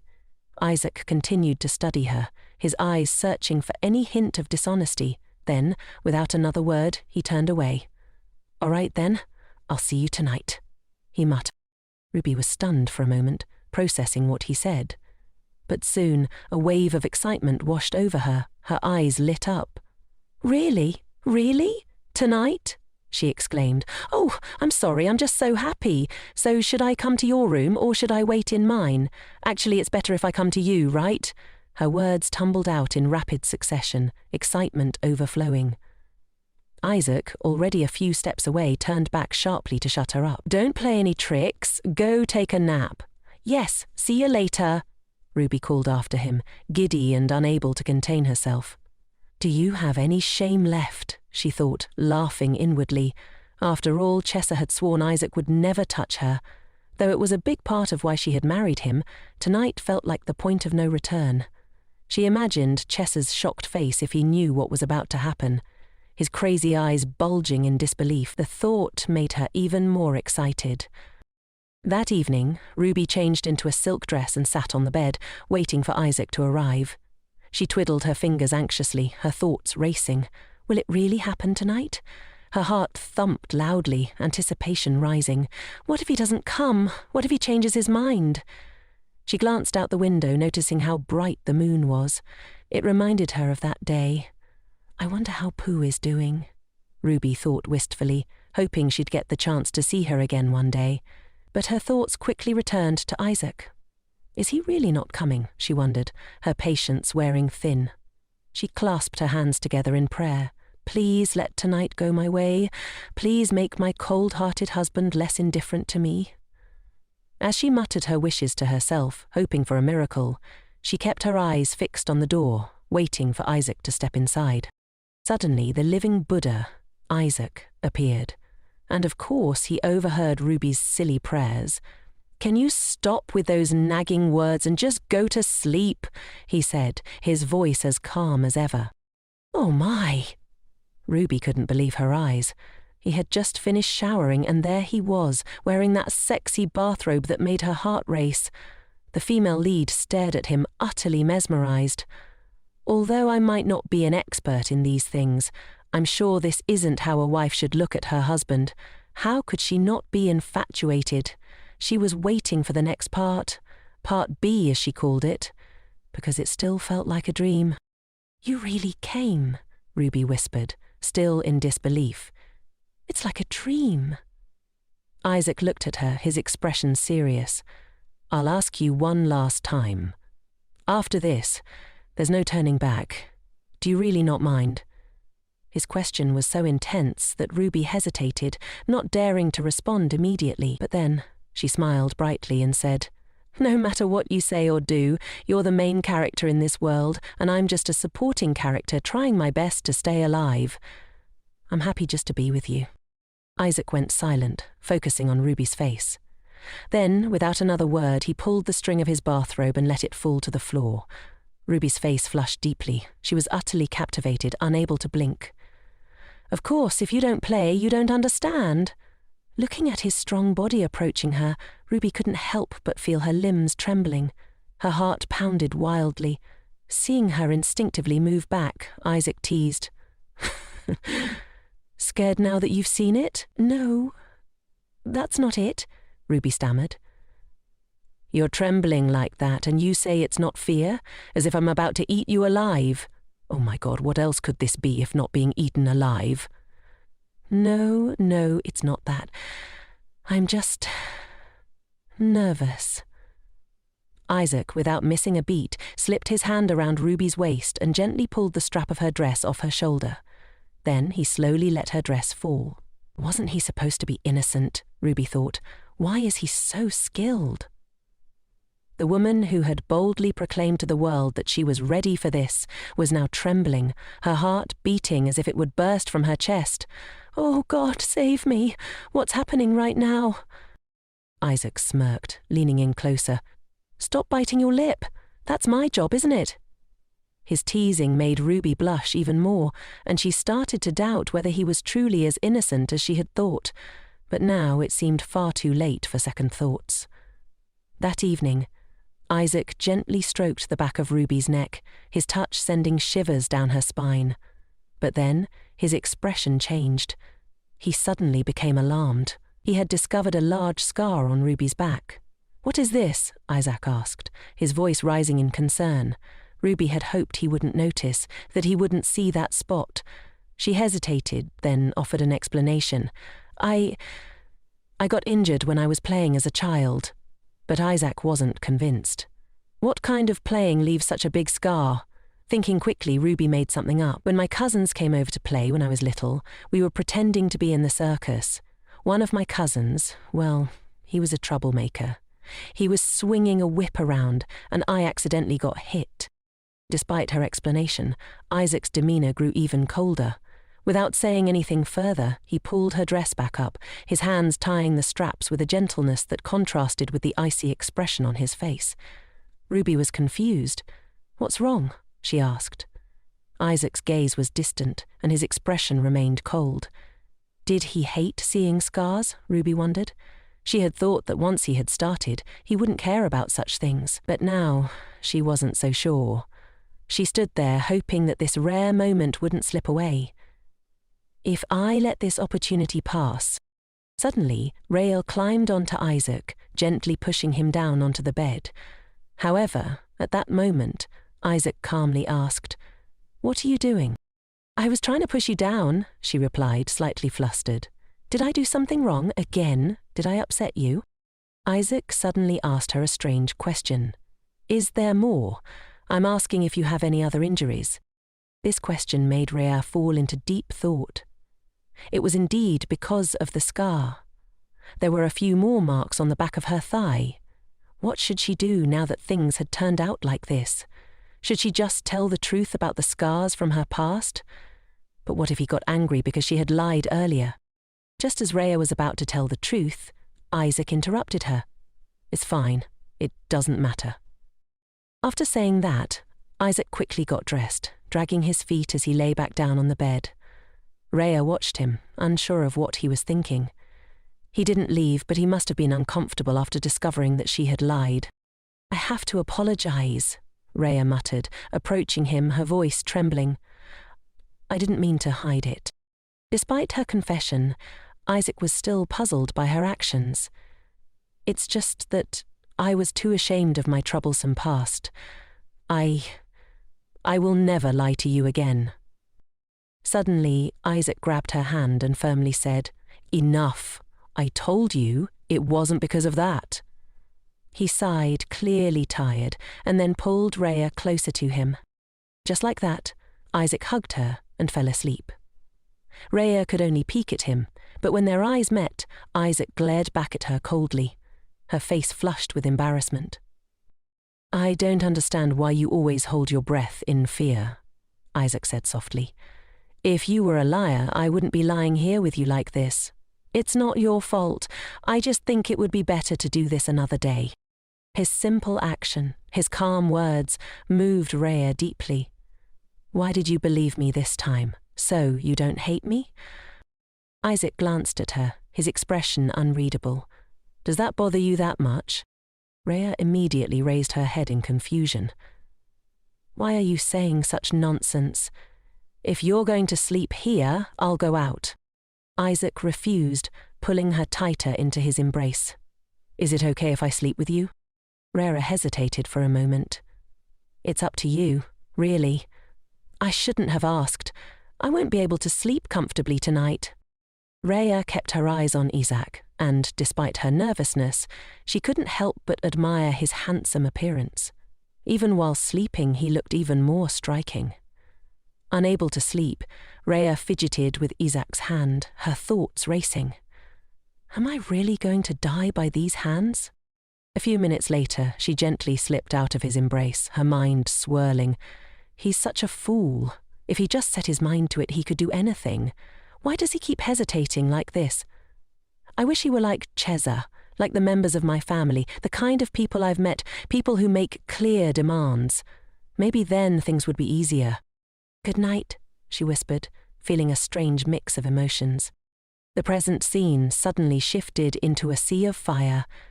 There, amidst the flames, stood a woman who looked exactly like Rhea. Trapped in the mansion, she seemed to be waiting for someone. Suddenly, someone appeared behind her, and her face lit up with joy. "I knew you would come," she said, her voice full of expectation. It was Isaac, but his eyes were filled with hatred. "What's the reason? Do I have to spell it out for you?" Rhea responded coolly. "You could have chosen another way. Yes, I could have confessed everything to you. I could have chosen to betray my family, but this is my choice. For my wonderful brother to kill Princess Omer just over a marriage. It's strange, isn't it?" Isaac's eyes widened in disbelief. "My brother told me to make the marriage difficult," Rhea continued, her voice cold and calculated. "But I didn't do that. Do you understand what I mean?" She slowly approached Isaac, her gaze unwavering. "I killed your sister." Isaac's voice trembled as he asked, "Why? Why did you do that?" Rhea turned slightly, her eyes filled with a strange calm. "It's not like I hated your sister." Isaac's voice grew more intense. "Were you also the one who stole the Holy Grail?" Rhea laughed softly, a hint of amusement in her eyes. "Oh dear, I've been found out. Well, who else could have stolen that cup and let it fall into your hands? As for this divorce paper, I haven't signed it yet, so we're still husband and wife." She gently touched the sword in front of her, her fingers lingering on the cold metal. "It's late, but send me off as your wife, as a wedding gift." Hearing this, Isaac hesitated, his mind racing. Husband and wife, all this time you've only been exploiting your husband, and now you've even killed his family, and you dare mention the words husband and wife? Suddenly, Rebecca gripped the sword tightly. "Fool. That's the proof that we are truly husband and wife. Look at this grand quarrel between husband and wife. I've always dreamed of the day this damned place would turn into a sea of blood, and you helped me achieve my wish." Isaac stood, stunned, his mind racing. "I would have done anything for you. And so, I killed my wife. I'm sorry. Maybe all my life I've only tested your feelings, trying to determine if you'd be on my side until death. That's the last wish of a decayed person, so don't hesitate anymore. I love you." At that moment, Rebecca suddenly woke up, her heart pounding. What a complicated dream. Seeing her like this, Isaac asked softly, "Had a nightmare?" The situation made her feel awkward. "Why? Are you still lying next to me?" Isaac, his gaze softening, replied, "You're up early because of someone. I couldn't sleep well. Let's have breakfast together." His suggestion surprised Rebecca. Eat together? Not only sharing a bed, but also a meal? Isaac paused, then added, "Yes, from now on we'll have lunch together too, and if you're free later, come to the temple at noon. I happen to be free at that time today." The scene shifted to noon. Rebecca couldn't help but reflect on the unusual situation. I didn't expect Isaac to be the first one to suggest eating together, although with all the oily food and the atmosphere filled with murderous intent, I got indigestion and threw up everything. Could it be that Isaac came to the temple with her to comfort her, so she wouldn't worry about not being able to spend the wedding night? But this didn't benefit Isaac at all. Moreover, among Eorandal's priests there must be spies planted by Borgia. Or perhaps Isaac wanted to warn those spies that Romana's princess was in his hands, making it clear they shouldn't think about backstabbing Randall. What was he scheming? At that moment, Ellen arrived, looking for her. "I heard you were coming to the temple with my brother." "Yes, that's right," Rebecca replied, trying to mask the confusion swirling in her mind. She suddenly hesitated before continuing. "Sorry to bother you while you're getting ready, but I have something to deliver to you." "Something to deliver?" Ruby asked, confused. "This is a letter addressed to you from Romania," Ellen explained, holding out the envelope. "I thought it would be better to deliver it to you personally, so I brought it here. Cardinal Valentino sent it." Ruby's heart skipped a beat at the mention of Romania, and she was visibly startled. The letter from Romania, sent by Cardinal Valentino, made her feel uneasy. Ellen, noticing Ruby's change in demeanour, asked, "Are you feeling unwell somewhere?" Ruby quickly masked her worry. "Oh no, thank you." The scene shifted to outside the large mansion. Ellen spoke again. "It seems you've been in contact with Princess Arryn lately. How about we visit the kingdom in a few days? The Queen would be very happy. Would that be all right?" Ruby, relieved by the distraction, smiled. "It's up to you. You don't have to ask my permission if you want to go. I'll go with you." Ellen nodded, her face brightening. "Really? Yes, if you don't mind going with me, that would be great. But the Queen will probably be annoyed today. Let's focus on visiting the temple first. Although it's not for the betrothal ceremony, I feel quite embarrassed about last night. Next time I must follow the schedule properly." Ruby nodded in agreement. The priests in Arundel are more devout than in Romania, but they're more like inquisitors than dispensers of love and forgiveness. And Isaac's Lena sacred knights are tasked with protecting the temple, but they also obey the king's secret orders. So, if the royal family and the temple were to confront each other, I wonder which side the sacred knights would take. Suddenly, someone called out to Ruby. "I heard you were visiting the temple today, but I didn't expect to meet you like this. It's a pleasure."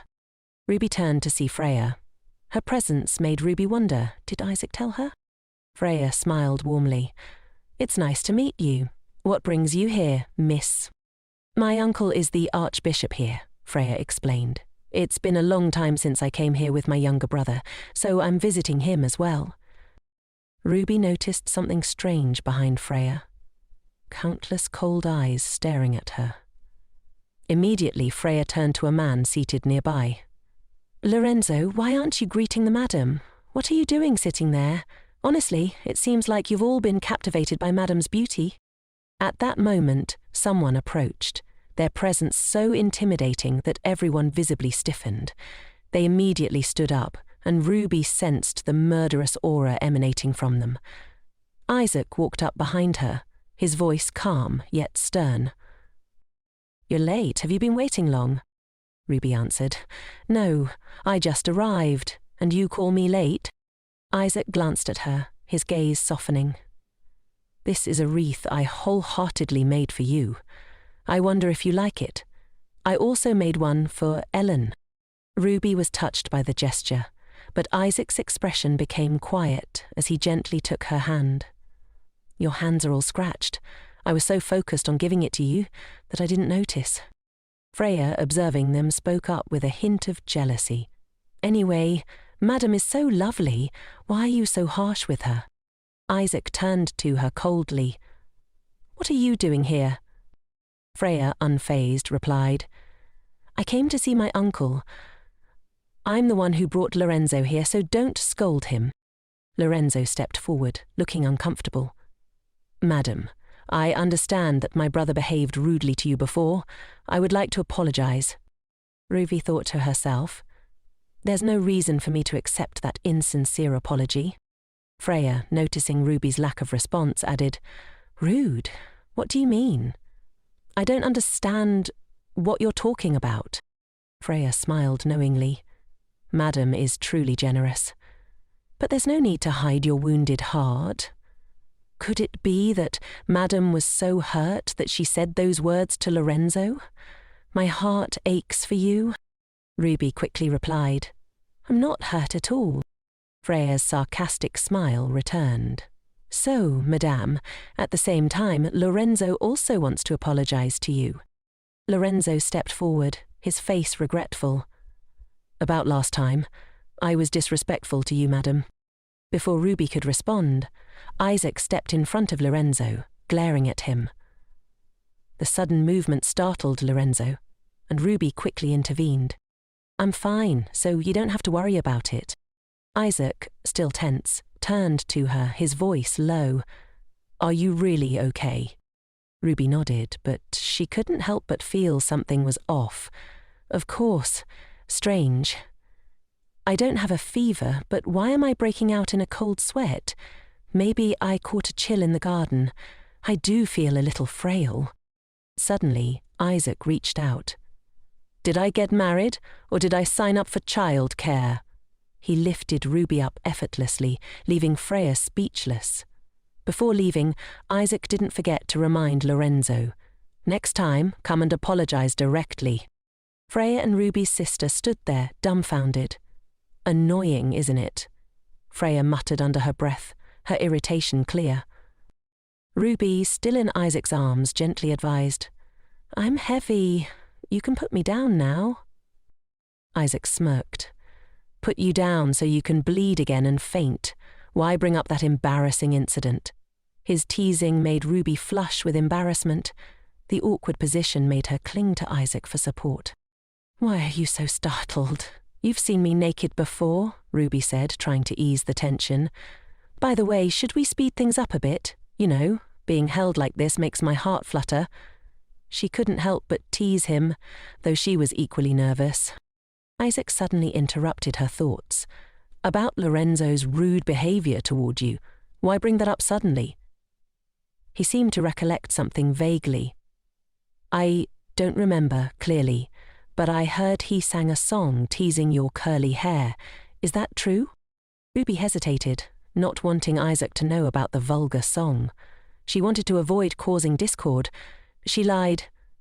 Yes, I think so. Isaac didn't seem to suspect anything, answering quickly. I have to change the subject, though. By the way, you said this morning that from now on we'll have lunch together. Are you serious? Ruby's heart skipped a beat. Yeah? Don't you like it? Isaac asked, and Ruby thought to herself, I don't like it. I don't want to be tortured in a new way. She felt tense, still nervous, but before she could reply, she impulsively kissed Isaac on the cheek. Why would you do that? Isaac asked, surprised by her sudden move. Before Ruby could answer, the two were stopped by someone. Ruby felt a chill run down her spine. This person was the Pope's daughter in name. I did that in front of so many people in such a solemn place, Ruby thought in panic. Isaac's expression changed as he acknowledged her. Miss Rhea, I've been looking forward to your visit to the temple. Rhea smiled, acknowledging Ruby. Madam, she said warmly, before Isaac gently put Ruby down. Cardinal Valentino has asked us to take good care of his sister, Isaac added, his mood instantly changing. He glanced at Ruby, the mention of the cardinal's name adding a layer of formality to the moment. Isaac continued, This temple has long been recognized by His Holiness the Pope for its sanctity. Please consider this place your home, madame, and feel free to visit any time. Ruby was struck by the formality of the situation. Rhea's calm demeanor made it even more intense. Isaac turned to Ruby, reassuring her. Actually, I was quite worried because the two of you haven't fulfilled your vows yet, but seeing you like this today, I was worried for nothing. Isaac suddenly added, As you know, I'm not someone bound by old customs. His statement seemed to put Rhea at ease. Rhea smiled, but there was an underlying note of caution in her voice. Hearing you say that makes me even more reassured. However, since Madame is the daughter of the Pope, even if it's troublesome, it's best to follow the customs, isn't it? To prevent any further misunderstandings. Isaac dismissed it with a chuckle, but Ruby couldn't help but feel a tinge of discomfort. He placed his arm around her, an action that made her nervous. It's just that my wife hasn't been feeling well lately, so she's been limiting her outings. We'll visit again soon to resolve that matter. Rhea nodded, though there was something about the atmosphere that Ruby couldn't quite place. The others standing behind Rhea seemed to be wary of Isaac, their expressions guarded. Ruby couldn't help but wonder if it was because Isaac prioritized the Britannian kingdom over the temple, or if there was some other underlying tension. As she glanced at the group, she remembered the brief appearance of the Archbishop in the novel. Was this all somehow connected? Suddenly Rhea turned and spoke. Miss Rhea, during your stay here, I believe there won't be any obstacles to your religious activities. As it happens, the upcoming Feast of St. Agnes will feature a charity event at the temple. Could you spare some time to participate? Isaac, ever eager to stay close to Ruby, suggested, Can we both participate as husband and wife? Of course, it would be great if you could participate as well, as expected of a newlywed couple. You wouldn't want to miss even a moment, would you? Rhea's tone was light, but there was an edge to it. Isaac chuckled. Anyway, it seems the scale of this event will need to be expanded. The day of the Feast of St. Agnes arrived, and Ivan was overjoyed to see Ruby. Madam, you've arrived. It's a pleasure to see you. Van, it's enough that Madam came. Why did that brat tag along? Isaac muttered, noticing the sudden surge of people around him. Ruby, observing the crowd, realized that the plan had failed from the start. Only the two of them had come quietly. I didn't expect so many people to surround Isaac, she thought. I tried to convince them that I have nothing to do with the temple, but now it seems everyone is here. Isaac noticed Ruby's discomfort and asked softly, What's wrong? Ruby hesitated, her mind racing. I was just thinking that the atmosphere here is too lively. I didn't expect so many people to participate. It seems everyone is very devout, she added, trying to hide her unease. But they're just here to see if they can swindle anything from the temple. Just then Dien appeared, his usual cheerful self. That's not true, he said, grinning. Don't you know how devoted I am? Isaac frowned at him. I don't remember giving you leave. Why does this guy keep butting in? Dien, undeterred, asked, Sir Isaac, are you thirsty? Let me get you a drink. Isaac refused, but Ruby, sensing a small escape from the tension, replied, Actually, I'm thirsty too. Let me go with him. Isaac raised an eyebrow. Why would you do that? You're not my attendant. Ruby smiled gently. I'm interested in that stone statue, so I want to take a closer look. I'll be right back. Isaac hesitated but allowed it, watching her leave. As Ruby started walking away, Isaac noticed something off about her dress and quickly approached her. Wait, he said, adjusting her dress. You're not properly dressed at all. Did you stick something to your shoes and walk around with that dirt? Ruby flushed in embarrassment. Did I walk around with dirt stuck to my shoes? How embarrassing.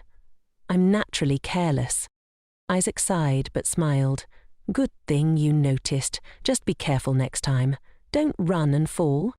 Yes, I'll walk gracefully and elegantly, Ruby replied, trying to reassure him as she turned away.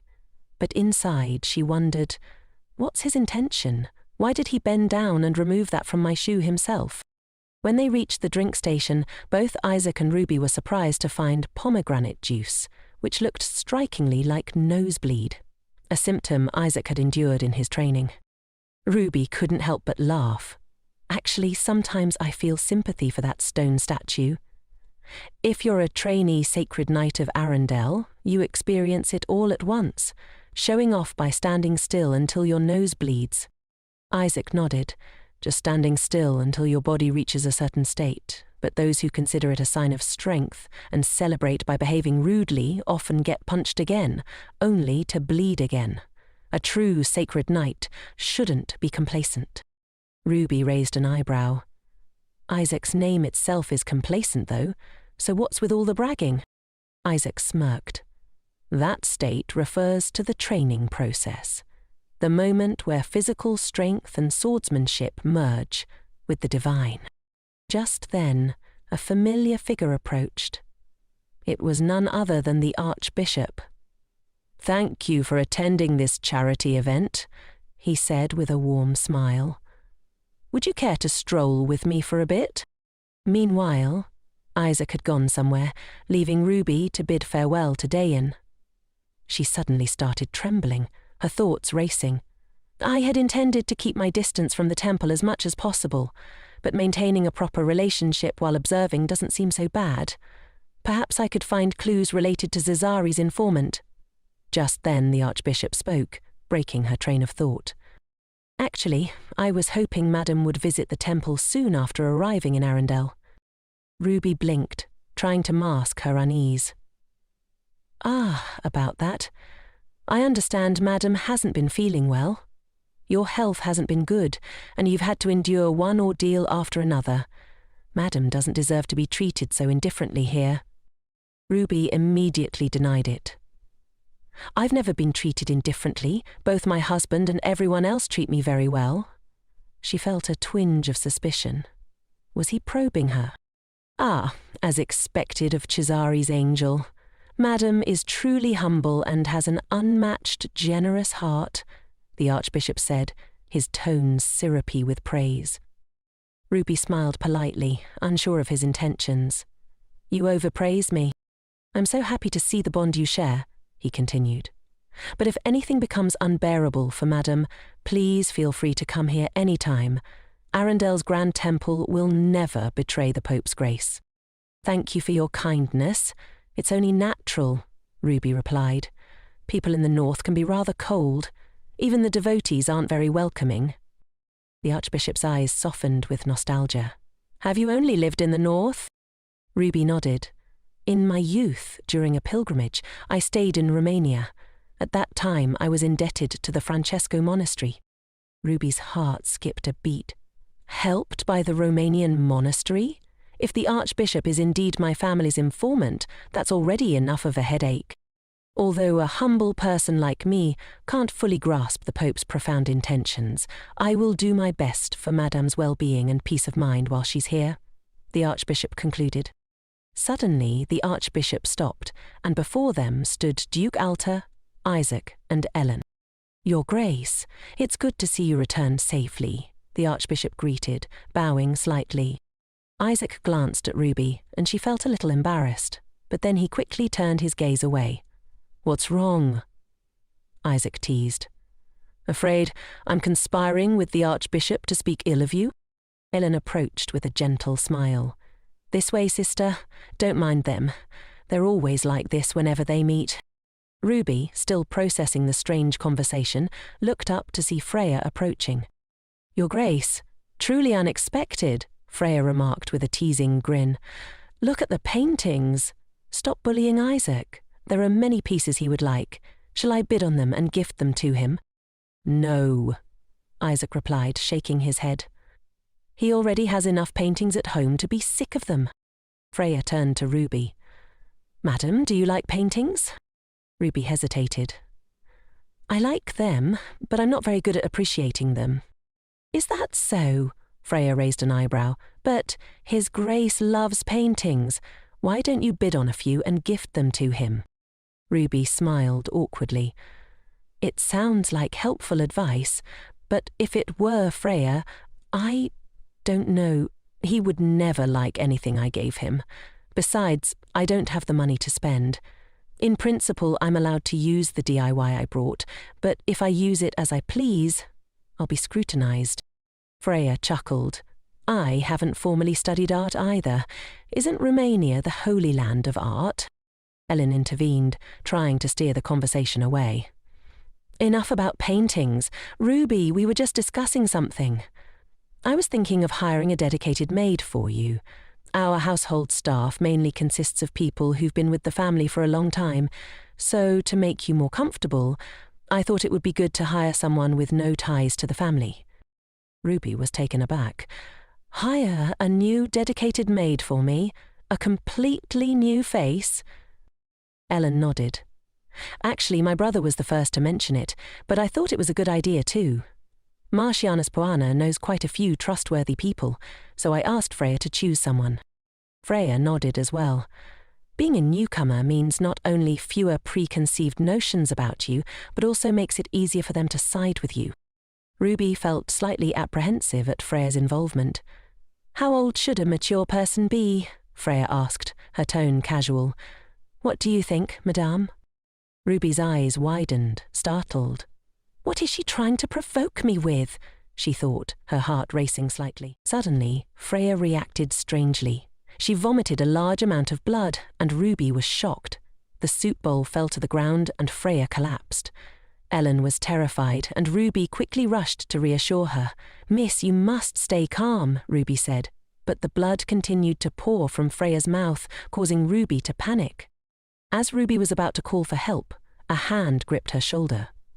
It was Omerta, his eyes filled with terror as if silently saying, "Stay away." Ruby's heart felt like it was about to leap out of her chest. The hand she was about to extend froze at his words. Get away. Omerta seemed to be doing something, but Ruby couldn't shake the growing sense of unease. Her heart pounded faster as she watched. Ellen stood silently, her gaze fixed on Freya. Ruby sat down on the grass, trembling with fear. Her clothes were stained with blood. The sight of Freya, writhing in pain, reminded Ruby of her childhood. When she tried to wake the deceased, the memories flooded back. Suddenly, someone's hands touched her, making Ruby jump and scream. "Is this your doing?" Lorenzo's angry voice rang out. "Knew it! You two-faced witch!" Ruby couldn't think straight, the situation overwhelming her. Ivan called out her name, Lady Rhea. He was furious, his anger directed at Lorenzo's accusations. But before anyone could react further, Lorenzo was suddenly thrown to the ground. It was Lorenzo's father. My foolish son seems to have temporarily lost his composure. Please forgive his actions, Lady Rhea, he said, his expression furious. Everyone, take refuge in the temple immediately. It's dangerous here. Something is about to happen. Ruby's breathing became laboured. She was exhausted, her mind spinning with thoughts and emotions. Ian called out to her and rushed to check on her. Tears streamed down Ruby's face.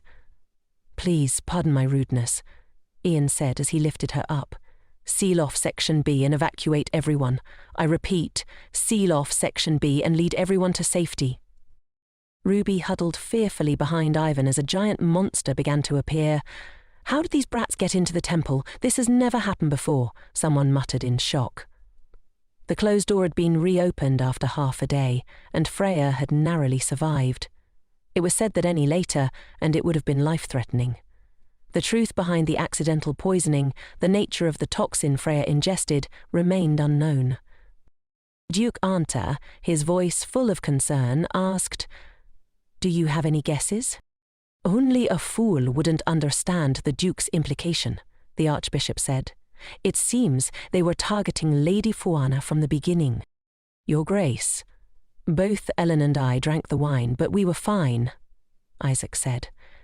"I've been informed it wasn't poison, but Magog solution." "Not poison, but Magog stone solution," the Archbishop clarified. Magog stone is a combination of magic stone and spirit stone, used as bait to summon monsters.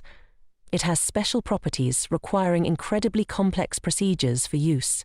It's one of the holy relics, so it can only be created with the Holy See's permission. Ruby felt her heart race. The Archbishop continued, "All the Magog stones kept by the temple are still in place. Not a single one is missing." Ruby's eyes widened. "I see what you mean." Duke Omerta observed Ruby's expression carefully. "So, everyone is now concluding that I'm behind this?" he asked. "The Borgia family's penchant for assassination is a well-known secret, as is my family's notoriety. Furthermore, En's Archbishop is Freya's uncle, so it's not surprising that I'm suspected." He paused, a shadow crossing his face. But deep down, Ruby felt saddened. Duke Omerta sighed. "I won't tolerate my daughter-in-law being framed as the true culprit in this incident. Because Madam is also a member of the Omer family, I don't believe you're capable of such a thing. I just mean, if you know anything, tell me." Ruby struggled to find words. "I know what everyone's thinking. You think I'm jealous of Miss Freya, right? And that's why I did this horrible thing." She felt a lump in her throat, but Duke Omerta was taken aback. "Who would dare say such nonsense?" he demanded. "Stop crying first. I didn't mean it that way." He took out a handkerchief and offered it to her. "Even if I deny it, the fact remains that everyone who witnessed the incident suspects you. They'll assume that, as the Pope's daughter, you could obtain Magog stone anywhere, or that you bribed and manipulated someone. I spoke carelessly, forgive my rudeness," he added, his voice softening. "Given the situation, I grasped at straws. I reiterate, harming my daughter-in-law is an insult to Omerta."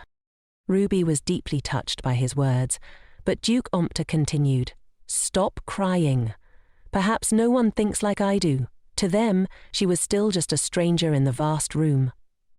That night, Ruby lay in bed, exhausted and deep in thought. "For now, I'll formulate a few hypotheses." She tried to piece everything together. This could be the work of some disgruntled madman, planning out of resentment towards the temple or the Fuana family. The Magog stone is probably on the black market, where the illegal trade of holy relics thrives. If Romania instigated this, why would they use something as easily traced as Magog stone? Or is it a third party trying to eliminate me? She paused, her thoughts darkening. Once Freya is harmed, all suspicion falls on me. Who would benefit from this? Her mind then turned to Cesare. He could have orchestrated this to make me a suspect. He doesn't want me to develop feelings for this place, and if it's to worsen my relationship with Isaac, It's highly likely he wants me to divorce and return home with that demon substance. Ruby's thoughts swirled and she sat up in bed. The confrontation with that man is only making me underestimate his craziness and obsession. She couldn't shake the feeling that more trouble was coming. Unbelievable. The annual event troubles never come singly. I thought I could relax after getting through those 2 events this year. But suddenly, Ruby noticed something strange. The glass in her hand slipped and fell, and she almost choked. Sand in my drink? Her hands trembled as she stared at the strange contents.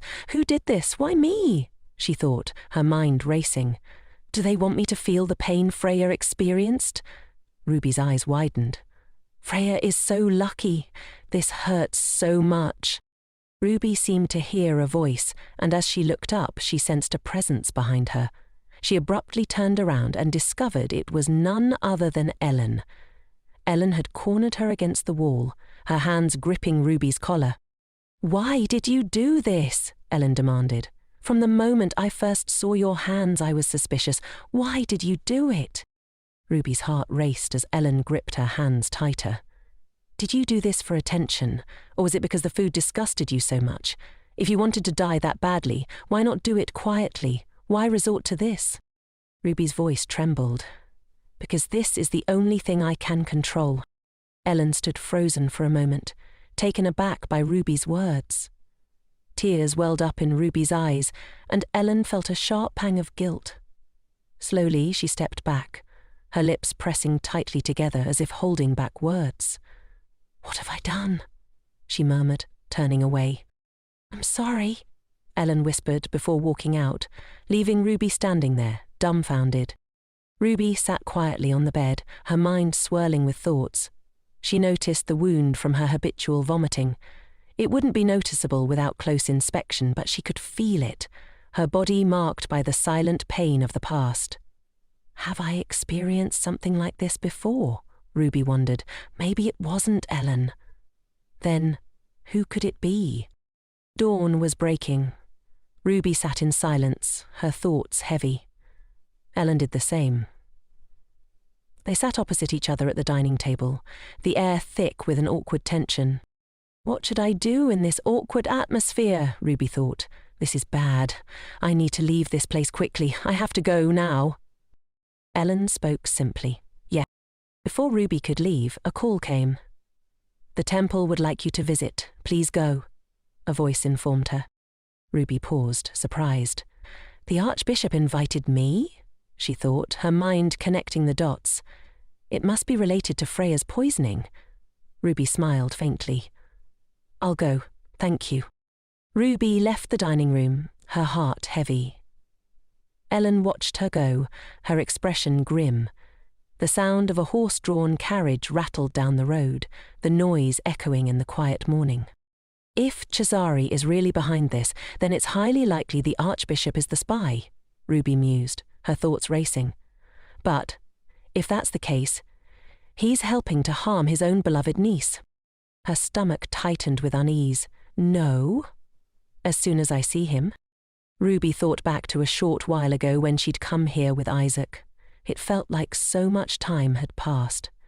He probably, she pondered absent-mindedly, he's probably at the training grounds. I haven't even seen a shadow of him since that day. Ruby paused. If he suspects me that much, he should just say it to my face. I'll just take a tiny peek at him and then leave. Suddenly, Ruby noticed someone in the distance. They hadn't seen her yet. Had they?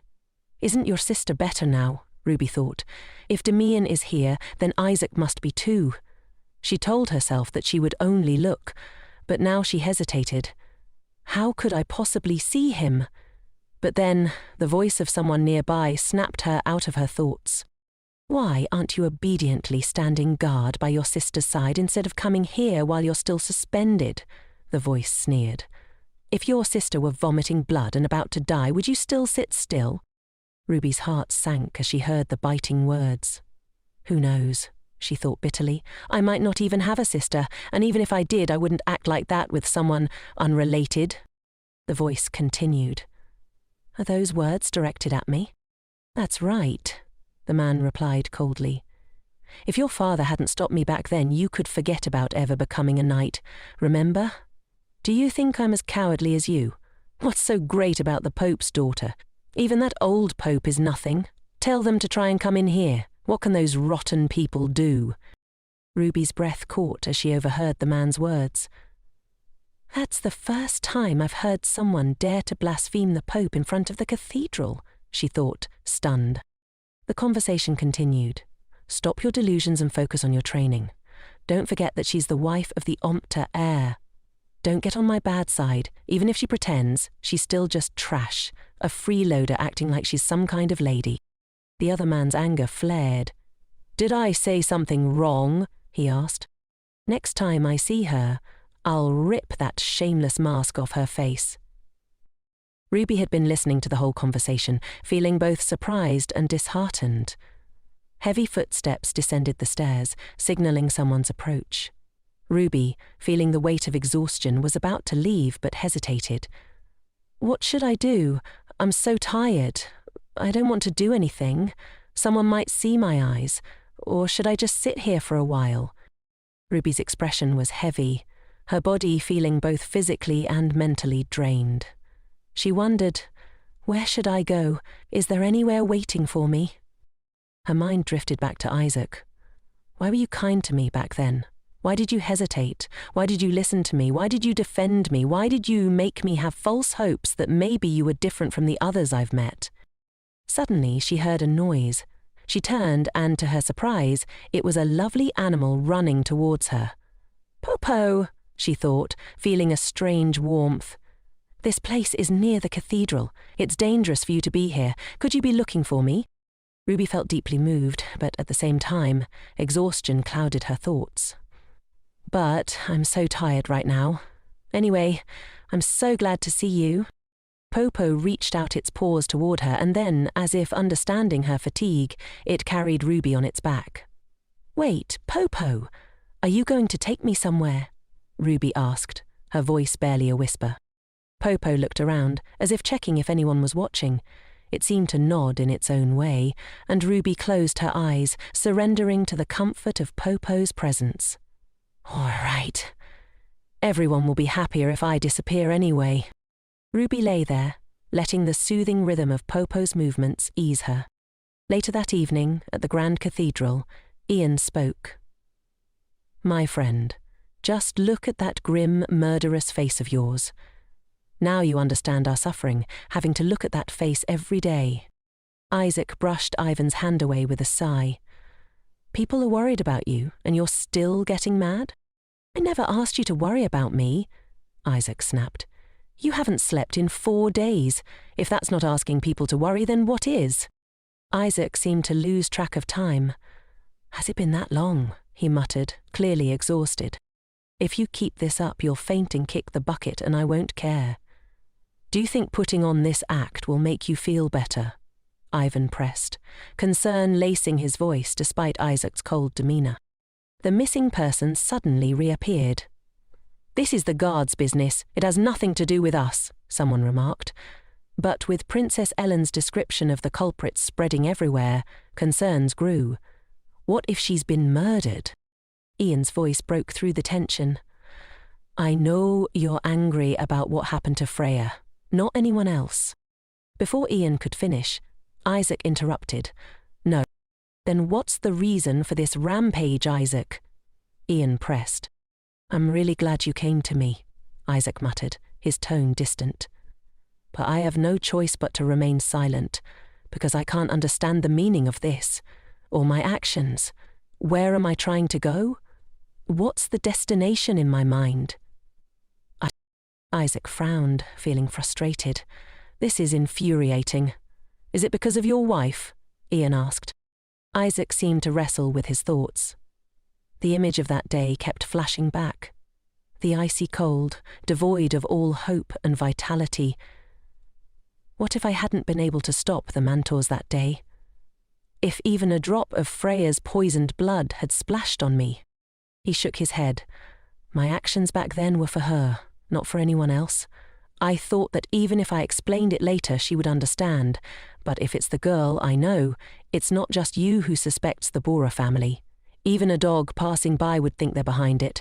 Would they be stupid enough to use the most suspicious thing? Magog Stone?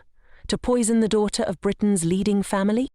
Isaac paused, a realization dawning. So, you're excluding your wife's family from the list of suspects, Ian observed. Wasn't that obvious from the start? Isaac continued, unflinching. Magog Stone is widely available on the black market, so we can't just suspect the temple. Investigate those who have conflicts with the Fuana family. Ian's voice grew serious. Wait, could it be that if the culprit you've been searching for all this time turns out to be your wife, what are you going to do? Isaac froze, the question hitting him like a stone. Only now did he realize the root of his strange behavior. He wasn't doing this to catch the culprit, but rather, if the culprit was anyone even remotely connected to Romania or his wife, he would deal with them without leaving a trace.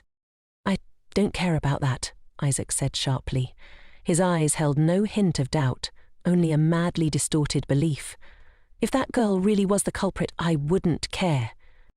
It was Freya who almost died. Could he still cover for her, even then? Isaac's mind was a whirl of confusion. I don't understand you, Isaac, Ivan said, hurrying after him. Lady Elia has a message for you. What is it, madame? Isaac asked breathlessly. Madame has gone missing. The sky was gloomy. Ruby woke groggily, disoriented by the strange sounds around her. What's that sound? She wondered, realizing she was lying in an unfamiliar place. She gasped as she saw a giant eagle chewing on something. What the heck is that? What do I do? Can I play dead? The eagle turned to look at Ruby, and she froze, her face paling. The creature seemed to study her for a moment. Ruby dared only to peek at it. Strange cries echoed around her. Just then, Popo returned with food, equally surprised to see the eagle. Ruby asked for help, but before she could say anything, she noticed the eagle and Popo talking to each other. Are you two friends? Ruby asked, her voice trembling. Both creatures turned to look at her, and Popo placed a pile of food in front of Ruby. You want me to eat this? Ruby thought. Thank you, she said quietly. It seems like it found this for me. If I don't eat it, it'll be disappointed. Ruby hesitated before she reluctantly took a bite. The two creatures' eyes lit up with delight, and Ruby felt oddly touched. It's delicious, she said, and the creatures hugged each other in joy. Ruby smiled, feeling more comfortable here. Just then, a noise came from the base of a tree. It was hunters. It can't be wrong, one of them said. That's definitely the witch. A sudden downpour began as they tried to find Ruby.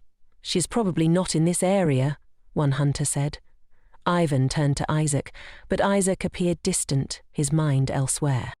It's been 3 days since we found Madame's shoes near here, Ivan said grimly. We've searched the entire city. What if she was really dragged into this forest? Isaac clenched his fist. Then by now it's been 3 days, he said, a hint of frustration in his voice. We should stop, Ian suggested. It's actually been 4 days. A noblewoman needs many attendants when she goes out, yet after disappearing for half a day, no one knows anything. It's absurd. Isaac's frustration grew. So whose fault is this? He wondered. Who should I punish? The archbishop who invited her to the meeting? The servants at the mansion who were indifferent to her disappearance? Elenia, who only took care of Freya and learned about it too late?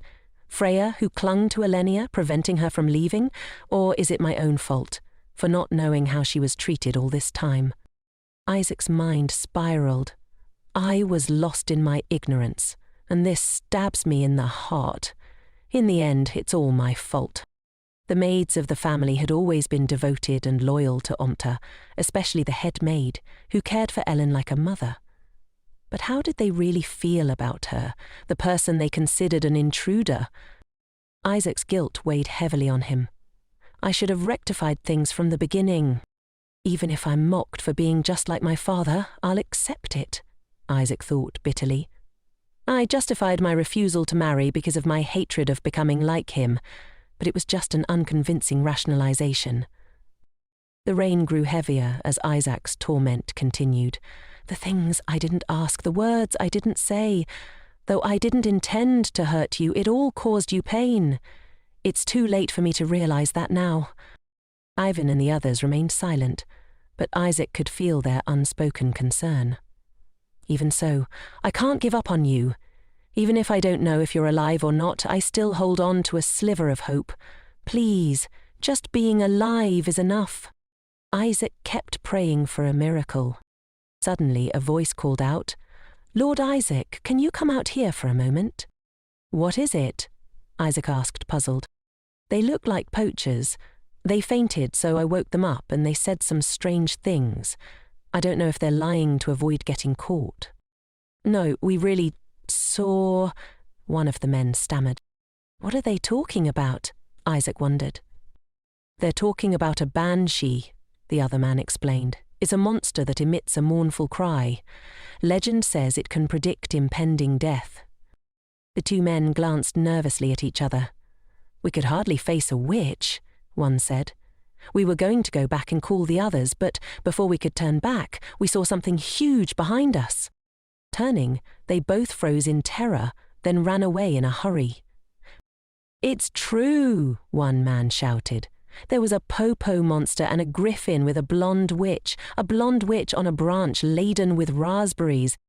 Ruby, hearing the strange description, smiled brightly as she sat there, her joyful expression evident. But the sound of something distant caught her attention. She noticed some strange animal figures behind the bushes. Two adorable creatures were hiding, peeking out to stare at her. "Pee, pee, pee," they cried out in excitement, hopping toward Ruby.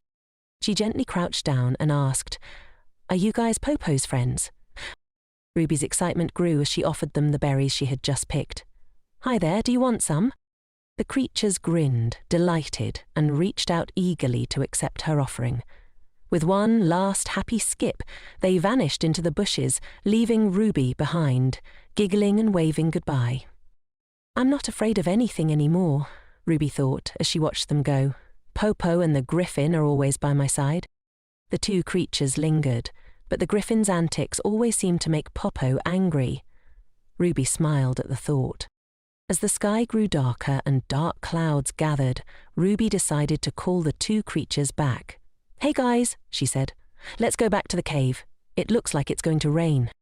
Popo and the griffin nodded in agreement, quickly obeying her command. Suddenly, Ruby became pensive. She sat down on the ground, her eyes glazed over. "I wonder what Isaac is doing." Ruby couldn't believe he wouldn't come all the way here just because she was missing. "He's probably just pretending to look for me because of the diplomatic relationship," she thought. But then another thought occurred to her. Or maybe he doesn't know I'm missing yet. Ruby finally regained her composure, brushing off her clothes. What am I expecting from him? Her face flushed even redder. P, right behind her, perked up its ears, listening in. "P," it called out clearly twice, placing a paw on Ruby's shoulder, startling her and leaving her unsure of what to do. Unexpectedly, Ruby's cheeks were squished and pulled by Popo into strange shapes. Ruby was puzzled as Popo pinched them up and down. "What are you doing?" she asked. Popo's expression darkened, its fangs showing as it grinned. Ruby asked in surprise, "You want me to smile like this?" Ruby imitated, baring her teeth, and Popo diligently instructed her until it was finally satisfied, smiling along with her. Ruby seemed to forget her worries, grinning widely, but soon her smile faded and she stopped laughing, lost in thought. "No one knows what's going on in my mind," she thought. "Should I just live here with you guys?" Ruby said aloud, then burst out laughing. "No one's going to welcome me back anyway." Popo enthusiastically raised a hand in agreement, then moved toward Ruby, giving her a warm hug within its massive body, gently comforting her. Ruby felt its warmth and whispered, "Thank you." But the heartwarming scene didn't last long. Raindrops began to fall from the sky, and Ruby yelled in panic, "Ah, it's so cold!" She frowned and pushed Popo away. The creature also noticed the increasing rainfall. As the rain intensified, Ruby became more frantic. "Let's go, we have to get back before it gets any heavier." Her noble clothes were now covered in mud, and her usually elegant shoes were gone. Ruby walked barefoot along the grassy path, thinking to herself that she had once considered running away but realized it was impossible. Even if she left home with valuables, she'd definitely become a target. The more Ruby thought about it, the more frightened she became. Then she remembered a secluded place, like a monastery, the only place she could hide and conceal her identity. But chasers will find me right away. The thought terrified Ruby. Of course, she couldn't be sure this place was completely safe, because she couldn't guarantee all the monsters would be friendly toward her. Still, Ruby began to consider her future, outlining a plan that seemed reasonable for now. If I hide well with Popo and Griffin, this place isn't so bad. Suddenly, her foot missed a step, and there was nothing beneath it. Ruby screamed. Griffin and Popo turned around simultaneously, their eyes filled with fear. Ruby fell into a deep hole and cried out in pain. "It hurts! Where is this?" She regained her composure, sat up, and looked around frantically. The voices of Popo and Griffin echoed faintly in her ears as they both fell into the hole, one after the other, landing face down. Popo got up the fastest and ran toward Ruby, crying out worriedly, "Papa!" Ruby, also trying to get up, replied, Yeah, I'm okay." Then Ruby looked around with them and remarked, "This seems to be a cave. It's so dark, I can't see anything." Even with her eyes wide open, she couldn't make out a thing.